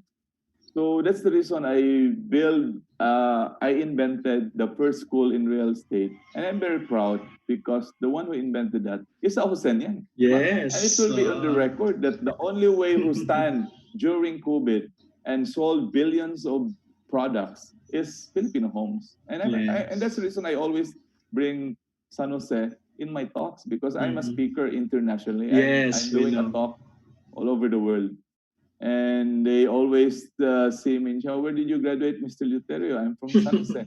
It's Yay. very important to bring San Jose. Okay, I always have gratitude of the school that I belong. That's very important. Okay, and be low profile. Let the success be your Your noise. noise. Yes. Thank you so much, Sir Ton. For the limited time that we have, we thank you so much for being able to share to us and inspire us. And Sige. dear students, we know that Sir Ton is already on his years and we are still starting, but don't worry. It's nice to also see that we could have a future that we could think of as good as what Sir Ton is actually doing right now. So again, thank you so much, Sir Ton. Sige. And if they want Um, to connect with me, they can connect with yes. me in Instagram. My handle is Ton Luterio. So we can interact. I Yes. love teaching, honestly. and the way I want to impart it through social media, and Yes, thank you that's so my much. job. So I would like to extend the people who will be starting our online school in Yes, San please. Jose. Mhm. I hope everybody to continue dreaming. Okay, Yes, Sir Ton. remember the most important thing, ask for your why. Why are you doing this? Why do you want Mm-mm. to graduate? Diba? That's the most important. Yes. And that's a good thing also to see that being a So, person of integrity would uh, would always adelante. mean yes. Yeah. Would always mean to just know the people who are with you, who have helped you, continue to be grateful with them. So just a concluding statement, Sir Ton, please. Can you finish the statement? Being as a Josenian, being a person of integrity means, can you continue, please? Consistency. Consistency. Nice. That's simple, but it is true, especially when we think or talk about integrity. So again, thank you so much, Erton. Thank you for your time. We know that you're very busy, and good luck with your business venture. And we also wish Because you you well. cannot have yeah. Thank you. Thank you. Bye bye. God Yes, bless thank you. you Yeah. so much. Thank you. Thank Bye. you also to Sir Greg for inviting Sir Ton. Thank you. And that was Sir Anthony Gerard Leoterio, founder of Filipino Homes, Rent.ph. And you can see how the values of USJR actually were interwoven. He really lived up to it after 27 years of graduating. That he had this pioneer rhythm while thinking about what then would be the future of his business, especially that he took up computer science, which is difficult as he said that it's a dynamic course. Technologies are changing from time to time, but he has to accept that fact. But therefore, we have to move on. We have to move forward. We have to keep that slogan of adelante. At the same time, that value of integrity, knowing where you came from, and accepting that, continuing to live up to what then are the values that were inculcated in you, especially the value of gratitude and building relationships, knowing who you are with, always thinking that you are not always the best. There are always people who are on top of you, and doesn't mean that you're going to step down also people that are below you. We are all uh, we're all still children in the eyes of God, and that's what we would like to remain in us in that value of integrity. Thank you so much again. Can we give number 5 for our chat friends, if you're still with me and still engaging in the chat. And for our friends in the Facebook Live, I hope you're still with us and I hope you're very inspired. I am inspired while talking with them. So can you give us a like button? The like button for Sir Ton. Thank you so much, Sir Ton. And again, a shout out to the College of ICCT with Dr. Greg Victor de Gabison, our Dean. Also earlier with Marmy, we have from College of Commerce, Dr. Edgar de Toya. Hi, and our friends from the College of Commerce and College of ICCT. We are now in with the last talk for this day, and I hope you're still with us as well because we need to continue that fire, that inspiration, and hopefully you're still listening, especially with our last speaker, as we would like to focus on excellence. We are now completing our inspire. So let's review. I means interiority, N means nationalism, S means service. We had those talks yesterday. Then today we had pioneerism, reliability with Attorney Marmy. Then we went back to integrity with Sir Ton. And last but not the least, we have excellence. And we have a perfect alumnus to share to us excellence as he is from the College of Education. Let me share to you my screen so that you get to know him more.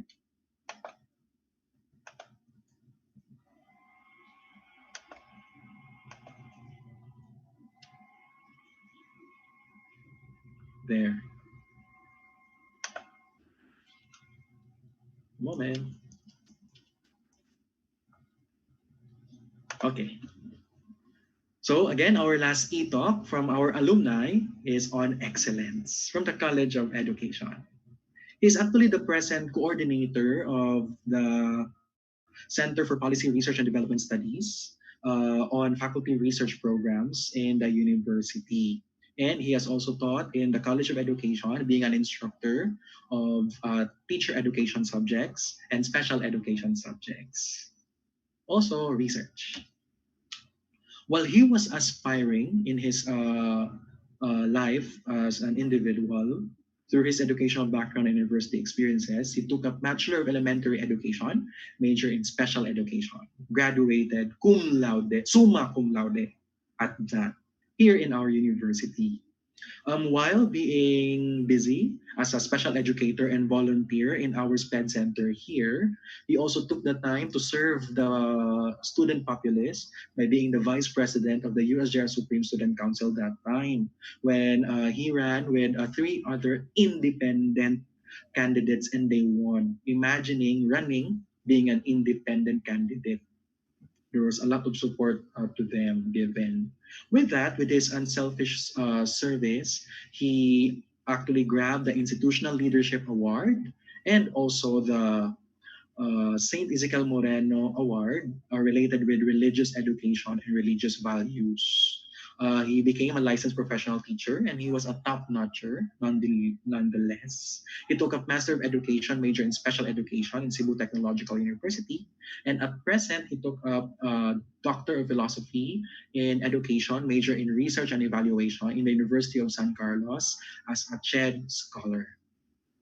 What makes him very inspiring, my dear friends, is that number one, he topped the board exam, licensure examination for teachers. And with difficulties along the way, especially after graduation, we get to hear from him how did he achieve such feat. He's also a national finalist. Actually, they're matchmates with Sir Rankin earlier in the 10 outstanding students of the Philippines, representing Central Visayas, Cebu, and USJ-R. At present, he has been busy with research endeavors as he find his niche towards helping us through locating correct data and information and evaluating what we get out from the researches that we read and view. He is now an international recognized and published researcher. As seen in one of the pictures, he was able to present his research in an international event in Hawaii. And the list continues. But he doesn't forget to always help, especially in our College of Education, being an instructor, a reviewer for the board licensure examination, a mentor for our students, especially in teaching and reviewing and researching and all other skills related with teacher education. Also, he is on the sidelines reviewing for the licensure examination for teachers in a national school, reviewing in other parts of the country. So, my dear friends, help me welcome Mr. Engelbert P. Reyes, MEd LPT. Hi, Sir Bert. I'll unmute you, Sir Bert, for a moment.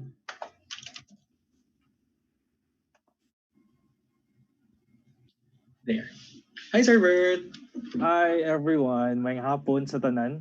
Maayong hapon. Our friends in the College of Education, our students actually know that we are very good friends.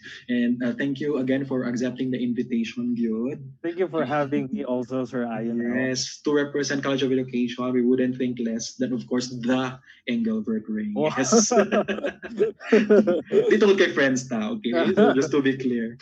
Sir Ver, thank you so much again. And I hope that you could share with us your story. Some of your students before actually know your story as well, as you don't fail to really share your story. Just a question, Sir Bert. What is it in sharing your story that would help in us if I were your student? I think our stories, personal stories, can somehow inspire others as well. So I think, modesty aside, I've gone through a lot of struggles as well, and hardships, and sharing that story makes me feel that it's not really to brag, but I think it's a way for for me to make a difference, to inspire them, and to motivate them to really continue on with life, and then move forward. So that's it. Adelante. Adelante, yes. Nasod good siya ang move forward. Adelante. Sir Vert, looking at your credentials when you were in school, when you were in the university, first question is, what made you decide to take up elementary education, special education at that? I heard that you were actually trying to trek on another course, unta, but can you tell us the story, please? Yes, that's true. Uh, I took SPED actually for a practical reason, because at that time it was also during around 2005 to 2010. SPED was in demand in the United States, just like nursing. But initially, before I graduated in high school, in fact, I was classmate with Rankin. Um, I was thinking of taking up nursing because almost all of my classmates were taking up nursing. In 2005, it was the most in-demand course, college program. There were a lot of takers. And then I thought of applying in CNU because, I was a scholar in high school. My parents couldn't afford to send me Yes. to college. And I thought maybe going to a state university would somehow ease up my parents in with the expenses, with the tuition fee.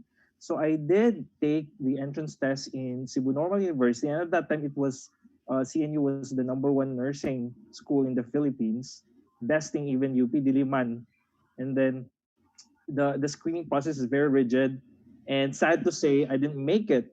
I failed the test, uh, although I had also some personal reasons at that time because I I traveled to Cavite City Ah, attending yeah. National Students Congress in San Sebastian, and then the night before the exam, that was the time that I flew back to Cebu. So I was exhausted probably. Mm-mm. So I Yes. wasn't at my best mental condition at that time. So probably that explains. But when I learned about the news, I failed the test. During those Mm-mm. moments, I felt so Yes. bad about myself. Oo. Kabugo jud kay that was my confidence. Oo. Imagine that. Oo. Then but then now looking back, I realized it was fun pala. It was a It was way. part. Yes, Oo. it was just a detour. It was one Yeah. way of God's. God. It was God's way of telling me that I was not intended to become a nurse. Oo. Rather, I was meant to be where I am right now. I am teaching. I'm a teacher, and also doing some research. So, it was a blessing in disguise in a way. So, no hard feelings about that.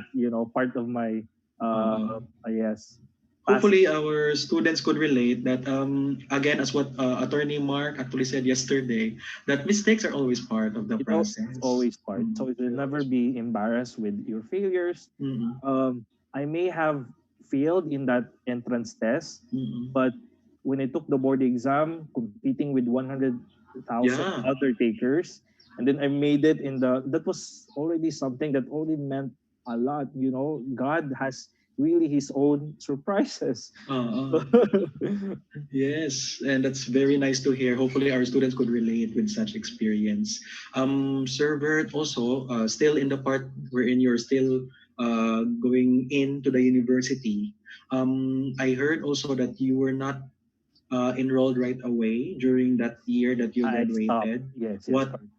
what happened there? I hope the returnees, the transferees, the scholars could relate with your story. So Yes. please share. I come from a very humble family. My father is, a vendor in a public market in Pardo, so he's selling vegetables ever since Mhm. I was born.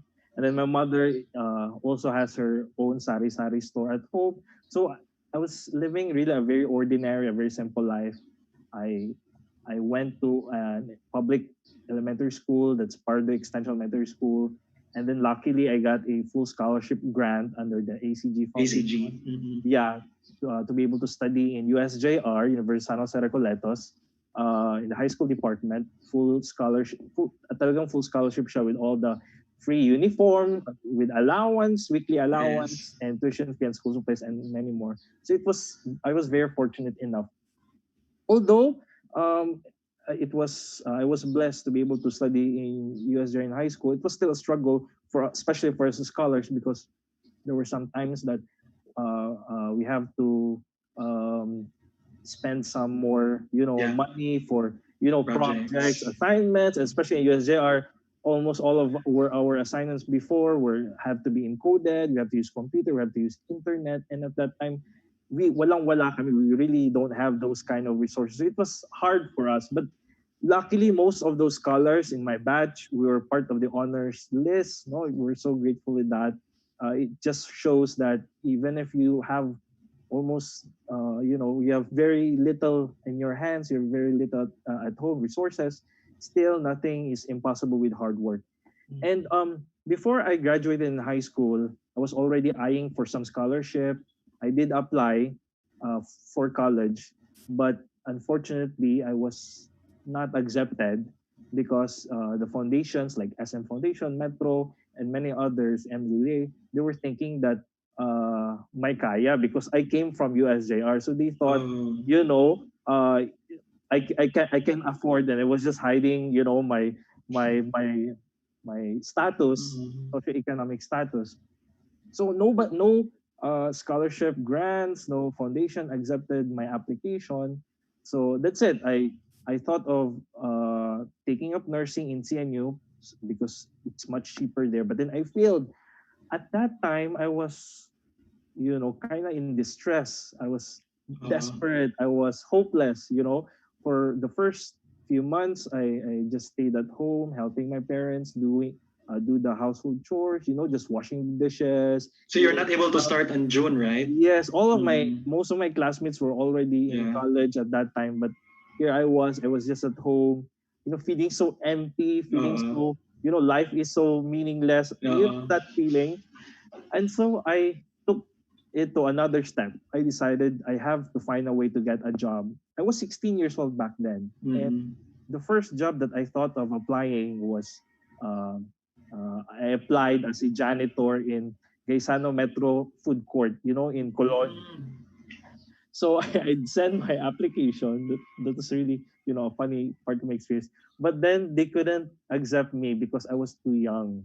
Ah, I was a okay. minor, yeah. Uh-uh. Good thing I had a friend who knows of this gasoline station in Petron in Guadalupe, looking for boy, pump attendant, and then I applied, and luckily I got accepted. But there was some under the table, uh, under the table agreement Okay. that my age should not be declared because I was a minor at that time. Labor issues. Uh-uh. Yes, labor issue. So I worked as a gasoline boy for a few weeks, and then became months, and then after a month, I was actually promoted. I became a cashier in that same gasoline station. Uh-uh. O di ba, at least na yung mga promotion. So I got promoted, but then it was actually more stressful becoming a cashier. In fact, during peak hours, we had a pile of naka-queue ang mga jeep, and then Ah, yeah. pag patubil sa, they would have 800 worth of gas, and Good. then they would give me 500 peso coins, 1 peso coin. So it was a really, really stressful job. In fact, I also have to wake up as early as 2 a.m. because our Oh. time in is at 3 a.m. Uh-uh. So then we have to stay there for 8 hours, and then I would actually extend more because I was a cashier. I have to balance Yeah. all. Also, it would take me around 10 to 12 hours working there. And God knows how difficult the situation is, how physically exhausting, mentally challenging. It was really, really difficult. And I Cannot told imagine. myself, this cannot be, this can't go on for long. No? So Uh-uh. second SEM was already upcoming. And so I decided to apply for READS, former Mm-hmm. non-academic scholar, NAS. Now it's READS, Recoletos Educational Assistance for Disabilities. So I applied. I was already up for the interview. Uh, I heard, what I initially heard from the scholarship center was that my my interview was scheduled on a Thursday. So I Okay. went to the main campus to be interviewed by the VP Student Welfare on a Thursday. And it was so sad because when I went there, they informed me that the interview happened on a Tuesday. So it was I Huh? was already late. The interview already was already finished. It was already done. And when I talked to Ma'am Anne Salvo, the Yeah. head of the Scholarship office. office, Mm. she told me, Dong, next sem na po ang next interview. Mm. Agay. Oh my God. So it was very unfortunate. Malas jud kayo, I felt like, oh, this is really, I'm not meant to Uh-uh. really study in college. So I felt so bad. And I talked to some of my high school friends. And, they advised me, you have to talk to Ma'am Sonia Paglinawan. Ma'am Sonia was the principal at that time, Mm. the high school department. So I took some, effort, the courage to really face our high school principal and ask her if, there's a chance for me to be She could help. considered. Mm. Yes, despite that I missed the interview, if there's a chance for me to be considered to really make it, avail of that scholarship. And then Ma'am Sonia tried to call the scholarship office that time, but it was intramurals week pala. Mm. So all the offices were closed and it was the opening. So there was the usual mass. So Mm. all the personnel were out, attending the mass in the main campus. So she thought of another, option. And then she remembered Sir Jimmy Chu, uh, Ah. an Mm. alumnus of USJ-R High School who Yes. now in the United States. He also has his own gasoline station, convenience stores, a lot of businesses in the United States. And he's been donating a Yes. lot also to USJR High School, TV, walkie-talkies, to the Boy Scout tents, and so on. Mm. So he was also eyeing for some scholars. He was also looking for some scholars. So Mom Sonia told me, why not try uh, telling Sir Jimmy Chu your life story? And then, she referred me to him. In fact, when I wrote my, I think it was a 4-page life story to Sir Jimmy, I emailed it to him. I asked help. I sought help from Rankin, Tikin. He was a witness of that because, I don't have computer, I don't have internet during that time. So I sought help from Rankin, and Kikin was there. He was helping me. I was encoding and he was also helping me in the editing. And then we sent it to Sir Jimmy too. The next day, he responded right away. He said, "Oh, Engelbert, I was so touched and inspired by your story. I'm so excited to send you to college." So he was asking Oh. for how much it would be the tuition fee be, and so on. So that was the start. That was the start of me being able to study in college. And when I started, I really promised to myself, I have been to that a lot of struggles and hardships. I was lost. I felt like, life was so meaningless. I was empty. At that time, I really told myself, I'm gonna do my best. Really, I promise that. I cannot waste this opportunity. I've experienced how it is like not being able to study. Mm. I can't waste this opportunity. So I, I did my best. Like, so that was the start of, in a way, the word excellence. Excellent. Yeah, yeah. So I started really doing my best in my academics, in the classroom. Although I wasn't really the aggressive, type of student who constantly would raise his hands uh, doing that recitation in classroom discussion, but I was more of, a very attentive listener. And then when the teacher gives us some tests, I would ace it. So, teachers come to know me. And so they would appoint me as the class president. So that was actually the start. No, so I was class president of several of my subjects. And then I became a consistent dean's lister. And then I became a PF. No, I joined the PF peer facilitator circle, and then I became the president of a small organization, Sped Advocate Society, and then it went bigger and bigger until I joined the Supreme Student Council. I started as HR and then became vice president later on. Then I joined SAFI debate competition, yeah, and then I won best debater. So all of these experiences, I think it really shaped who I am right now, and thanks to these a lot of experiences, and that I continue to bring that value, that discipline, that motivation to be excellent at all times. Thanks, Sir Vert, for that sharing. We know how difficult that was, and we also know that some of our students are having those difficulties as well in different contexts. So Yes, I think a hopefully, lot of our students, including I think, including even you, Sir Ionel, you're also a Reed Scholar. All of us have our own fair share of struggles, and that should not hinder and stop us from excelling, from doing our best. so it's nice to know that when you are put in a shove, when you are put in a difficult situation, it has never been an option to just give up, but rather to excel more. Right? Yes, yes. That's great. Can we just relate it now to being a teacher? Um, I know for a fact that it's difficult to be a teacher, but what then makes an excellent teacher then? Based on your experience, based on what you know, how then could a teacher be excellent despite the challenges that a teacher faces? When I was a student, Yes, please. in every task that I'm assigned to do, by my teacher, or during group activities, I always do my best. I do it with full heart, with whole heart, with Mm, high level of passion, and I was used to it, already. And when you're a teacher, it's not a different story. It's the same thing. You just have to, show that high level of passion, dedication. mm, When you're writing your lesson plan, you have to, think think, of, um, best strategies. Find some time to really make it really, really well.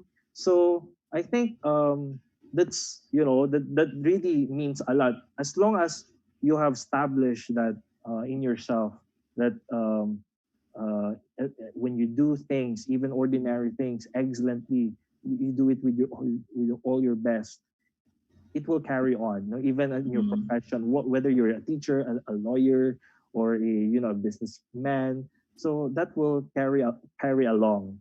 So was this your thinking while you are trying to take and top the board exam? Can you share us the story through the board exam preparations? Yes. When I graduated in college, and the next challenge for me was the board exam, Mm, and it was a scary, experience for me, because a lot of my professors at that time, and also the dean, Dr. Bayani, were somehow expecting already that I would make it. I would top the board exam.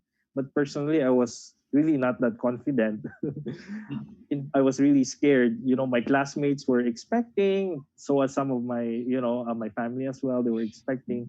And what I did was, to, just forget about what they are thinking. All I have to do is just focus. focus. Mm, I have to do my best at this moment, at this time.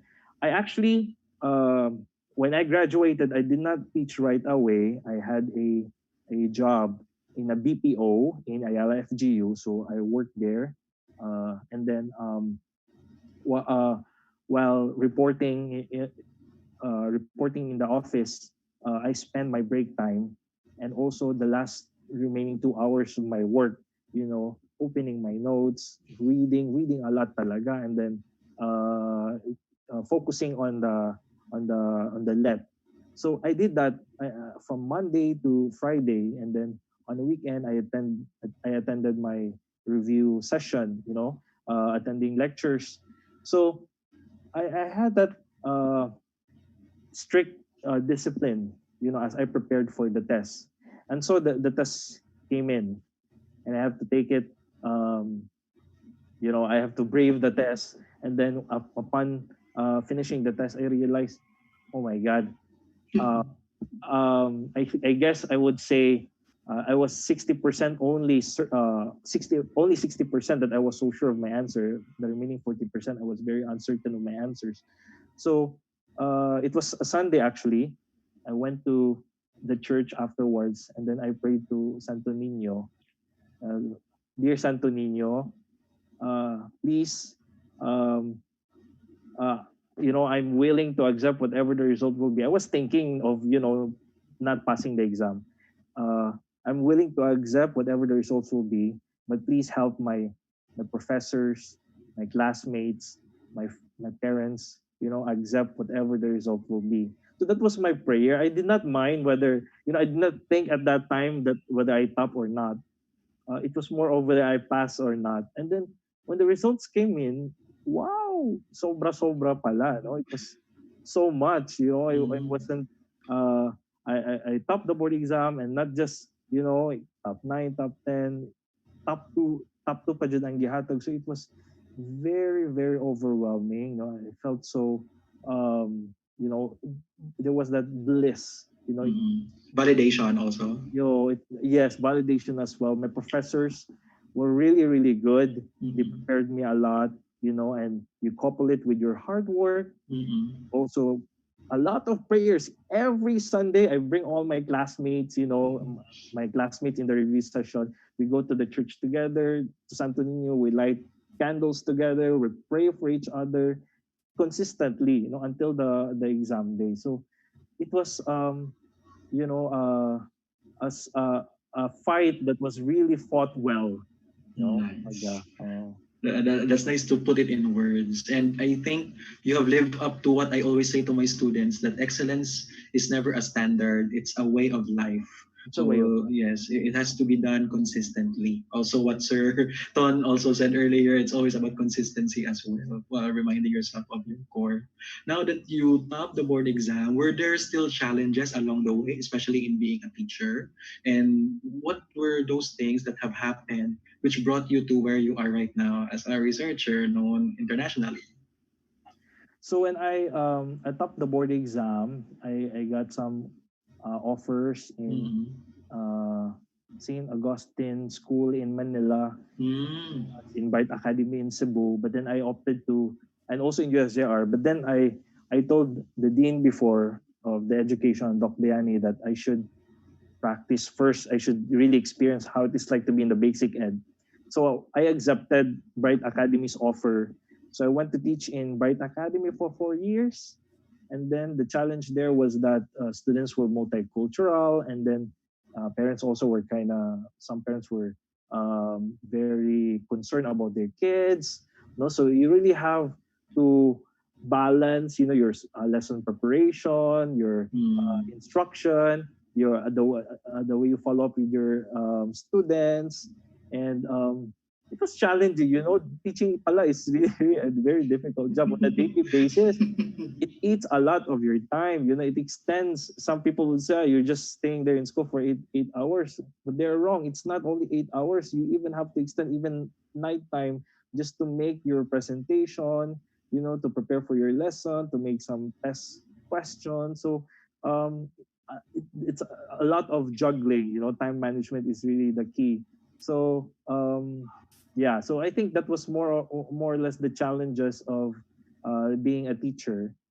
And there will also be time wherein your moral values will be challenged being a teacher. Uh, some parents would really, you know, try to bribe you, Mm. but then you have to stay firm with your decision. If that is the grade that you give, then so be it. Something like Nice that. connection with integrity, yes. Yes, with integrity. So you really have to be firm, with your principles. If you do not stand for anything, you'll just fall. If you don't stand in anything, you'll just fall for anything. So you have to have that clear cut principles and values so that you will not be swayed. As a teacher, Mm. you really have to become a paragon of that virtue, of integrity. And right now that you are a researcher, how was the experience? How Yes. did you reach to become a researcher right now? Because some of our students are having concerns with research and thesis, so at least Yes. someone such as you could help explain to them what Yes. then is research. What then would be the benefits of research, especially that you have those benefits being able to do research abroad. I think I consider myself a researcher by accident, Mm. because never in my you know uh, wildest dream that I'd become a researcher. All I want is to just to teach. But then when I started teaching here in the College of Education, and then USJ-R gave us opportunities for a lot of research trainings, and I experienced how it is like to be under a very stringent mentorship of Dr. Padua, a former TED commissioner. I was really a world class researcher. So there, I found a new passion. So aside from teaching, I realized that I also want to learn more about research, how the process, and also helping others also making their own researches. So that was the start. USJ gave us a lot of opportunity to be exposed, and then I took that, and then I accidentally found my new passion, and now I'm pursuing my PhD, majoring in research Research. evaluation. So yes, I'm helping actually some students. Like I had advisees from College of Arts and Sciences, Mass Comm department, and most of my advisees are from the education. So I help them in their research methods, in the conceptualization. So it's a way of me practicing what I've learned, applying what I've learned. At the same time, it's a way for me to help, and transfer my knowledge to this next generation. And that's why we have to say to our students that we all know, teachers, and I think some of our teachers are watching. Hi teachers, hi to our colleagues, that research is never easy. That's why you need an advisor, you need a Yeah, mentor to be with you, and hopefully with the assistance that they give and your self-direction and your passion for excellence as well, you could succeed in your research and you that's could do it as a way of life. yeah. Speaking of a way of life, you're also a reviewer, and you're helping also teachers. Thank you so much for your help, Server. You're also helping teachers to become licensed teachers as well. There was this viral post that actually came about. This was last year, if I'm not mistaken, right? Yes, yes. Uh, and Around um, September. and I'm going to share the quote that came about from this viral post. This was when you actually braved the baha in Colon, knowing Colon. So this was your quote, and I would like to read it for everyone. Um, when asked about what you were doing back then, you said, you suddenly feel like a hero when you rise above a very difficult circumstance. Basta't for our students, in the name of our profession, lahat ng discomfort kayang tiisin. This was actually interviewed by one of our colleagues who is from Manila. Yeah. And we were all astounded by what you did. What happened here, and how could this be related with the value that you're pursuing, which is excellence? Well, I think excellence is also about charity, and in our Hosanian value, as a culture, in our organization, we're deeply it's deeply ingrained in us that we always live up by the virtue of our motto, Caritas et Scientia, charity and science. Science. Mhm. Yes. Uh, at that During that time, the story was I was scheduled for a final coaching at 6 p.m.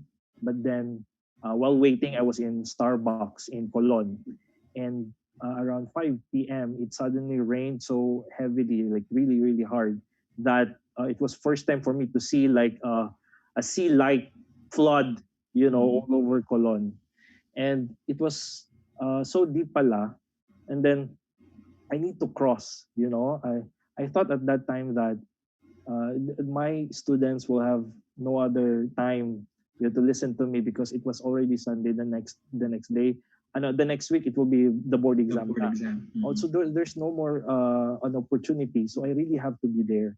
And so I thought, bahala na. I have to really cross the flood, brave that flood, the baha. So in fact, I did some way to protect myself. I bought that knee long boots, you know, yeah, from Gaisano, from Metro. And then um, when I wore the boots, sige, eto na. No? So I crossed the street at that time. But I did not know na may mga gutters pa pala.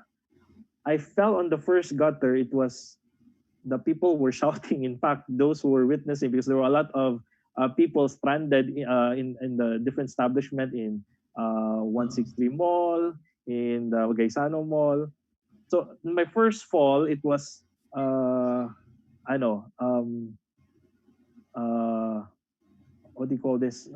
Level siya sa tiyan. Mm, And then deep then I lang. and then I still managed to cross further, and then I fall in another, more imburnal, and then this time it was already just level, and people were really shouting like hysterical, no? And good thing I was able to pull myself up, and then someone assisted me. He grabbed my hand, and then I was already wet. Also, my polo was wet. My shoes were wet. Everything was so wet, and then a fellow lecturer let me borrow his shirt, and then the review center also bought me a new pair of slippers and also pants just for me to wear while doing the lecture. But it was in a way very traumatic. And then I think that experience, although it, that shows really dedication, but I think that is just a representative of how a lot of teachers across the country, True. who are also in deplorable conditions. They have to traverse, rivers, lakes. They have to, it's just a representative. So, you know, just like in any other profession, teaching is also a sacrifice. It's really giving. And when you think about excellence, you really have to, Give it all. yeah, give it all. Sometimes Mm. you forget about yourself, you become selfless. Just like in the classroom, when in your presentations, you have to give it all. When you're excelling, you're also in a way helping your classmates, your teachers. So really, it's all about charity. Like in Saint Augustine, it's caritas. In Saint Augustine words, it's caritas et scientia. You know, so living uh, a life for others. Not just for yourself, but for others. So that's it. Thank you so much, Sir Bert, for sharing that. It was a traumatic experience, yes. But I like the metaphor that you said that you are representing all the other teachers who are also working hard and all the other professions who are giving themselves more, even if they could not give already. Especially a salute to our frontliners as well, Frontliners. as That's true. Yes, yes. they're also doing the best that they could. Thank you so much, Sir Bert. Thank you so much for the time. I hope you enjoyed the talk. I hope you find it inspiring as well for you to also give out your inspiration to other students. My And pleasure. yes, thank you. Can you finish the statement, please? As a Hosenian, being an excellent person or being excellent means. As a Senyan, being excellent means doing your best, not only to benefit yourself, but most importantly, others. Giving your whole heart and soul into the task. Always do things with a sense of meaning and purpose. And I think with that, you'll be excellent. Thank you so much, Sir Bert. Can we give number 7 for our friends in the chat group? As Sir Bert is actually our seventh speaker. And for our friends in FB Live, can you give us a care react? The one with a heart, especially thinking about the struggles and the difficulties that Sir Bert has come with and being here with us right now, excellent in his field. We can all do it as long as we care for each other as well. So again, thank you so much, Sir Bert. Thank you, Thank you, Kaayo. Sir Ayo. Bless you. Okay, thank you so much to all our speakers. And I was blessed to have them, and I'm very honored to be able to talk with them. Let's have a recap. Sir Rankin was able to share to us how his professional work help him to be where he is with that.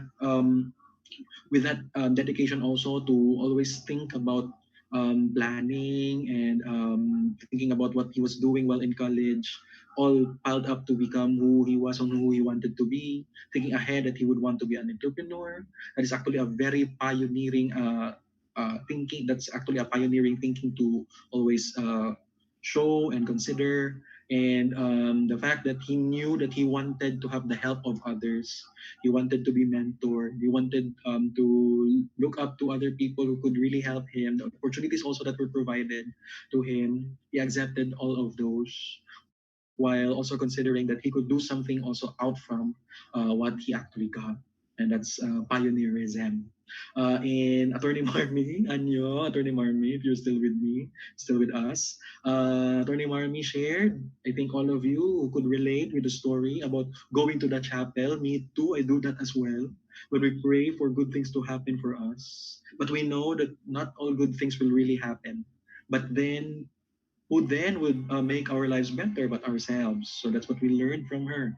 She stepped out from the labels that were granted to her, and she made this image of a reliable marmy, of a reliable student, of a reliable student leader who could surpass these challenges and who could be an inspiration as well and an arm to and a shoulder to depend on.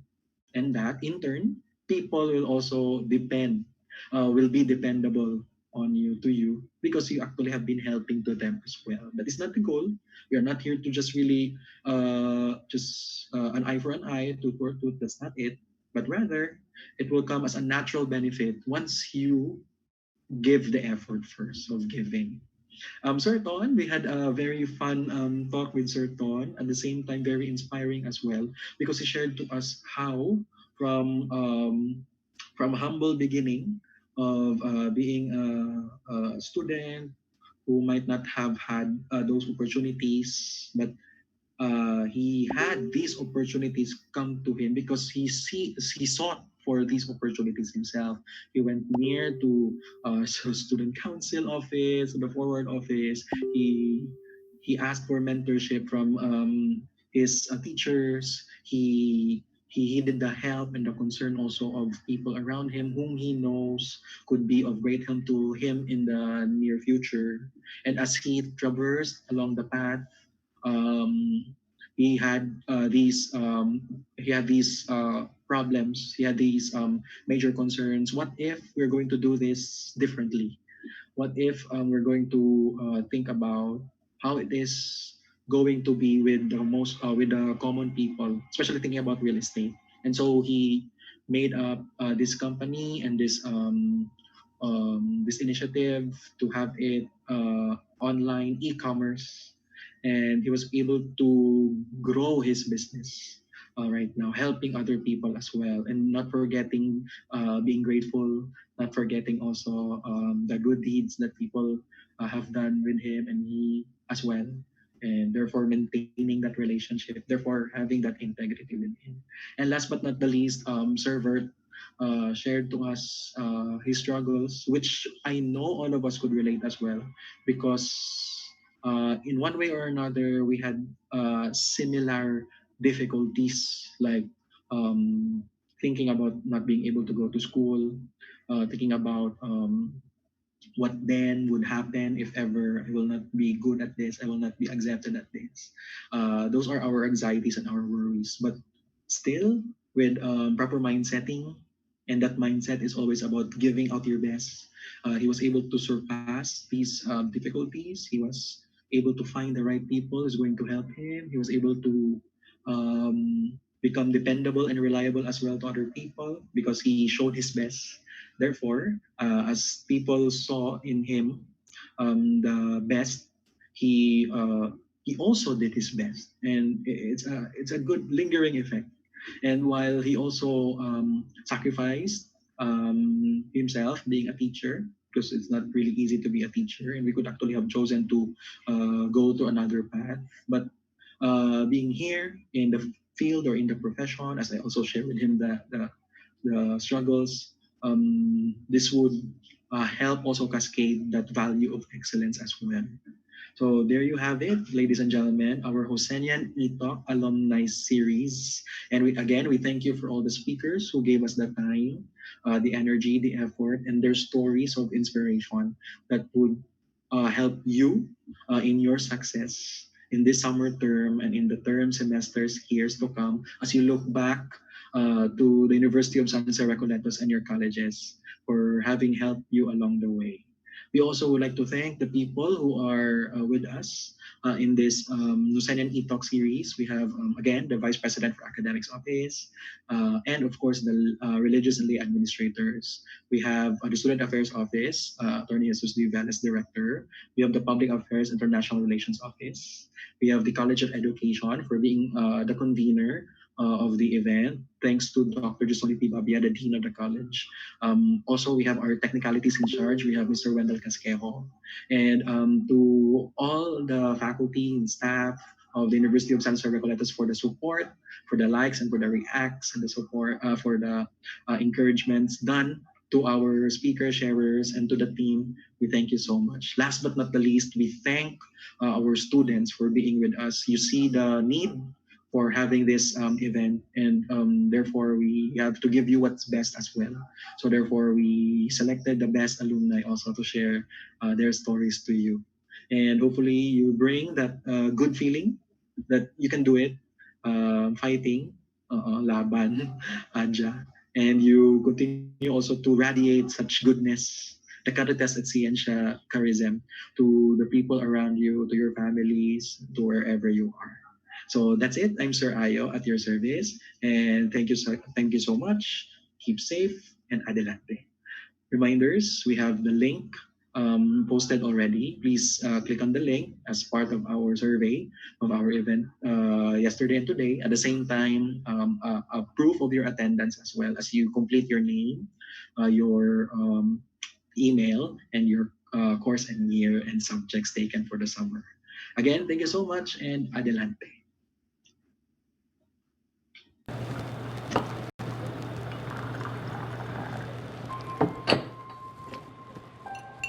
They say college life is the best part of your life. But where are you going to spend your college life at? Here in the University of San Jose Recoletos, you can feel at home. Here, you're not just a student, you're family. Studying for your bachelor's degree has never been more fun, right? With the memories that you'll surely make with your best friends along the way. And the winner is contestant number 4.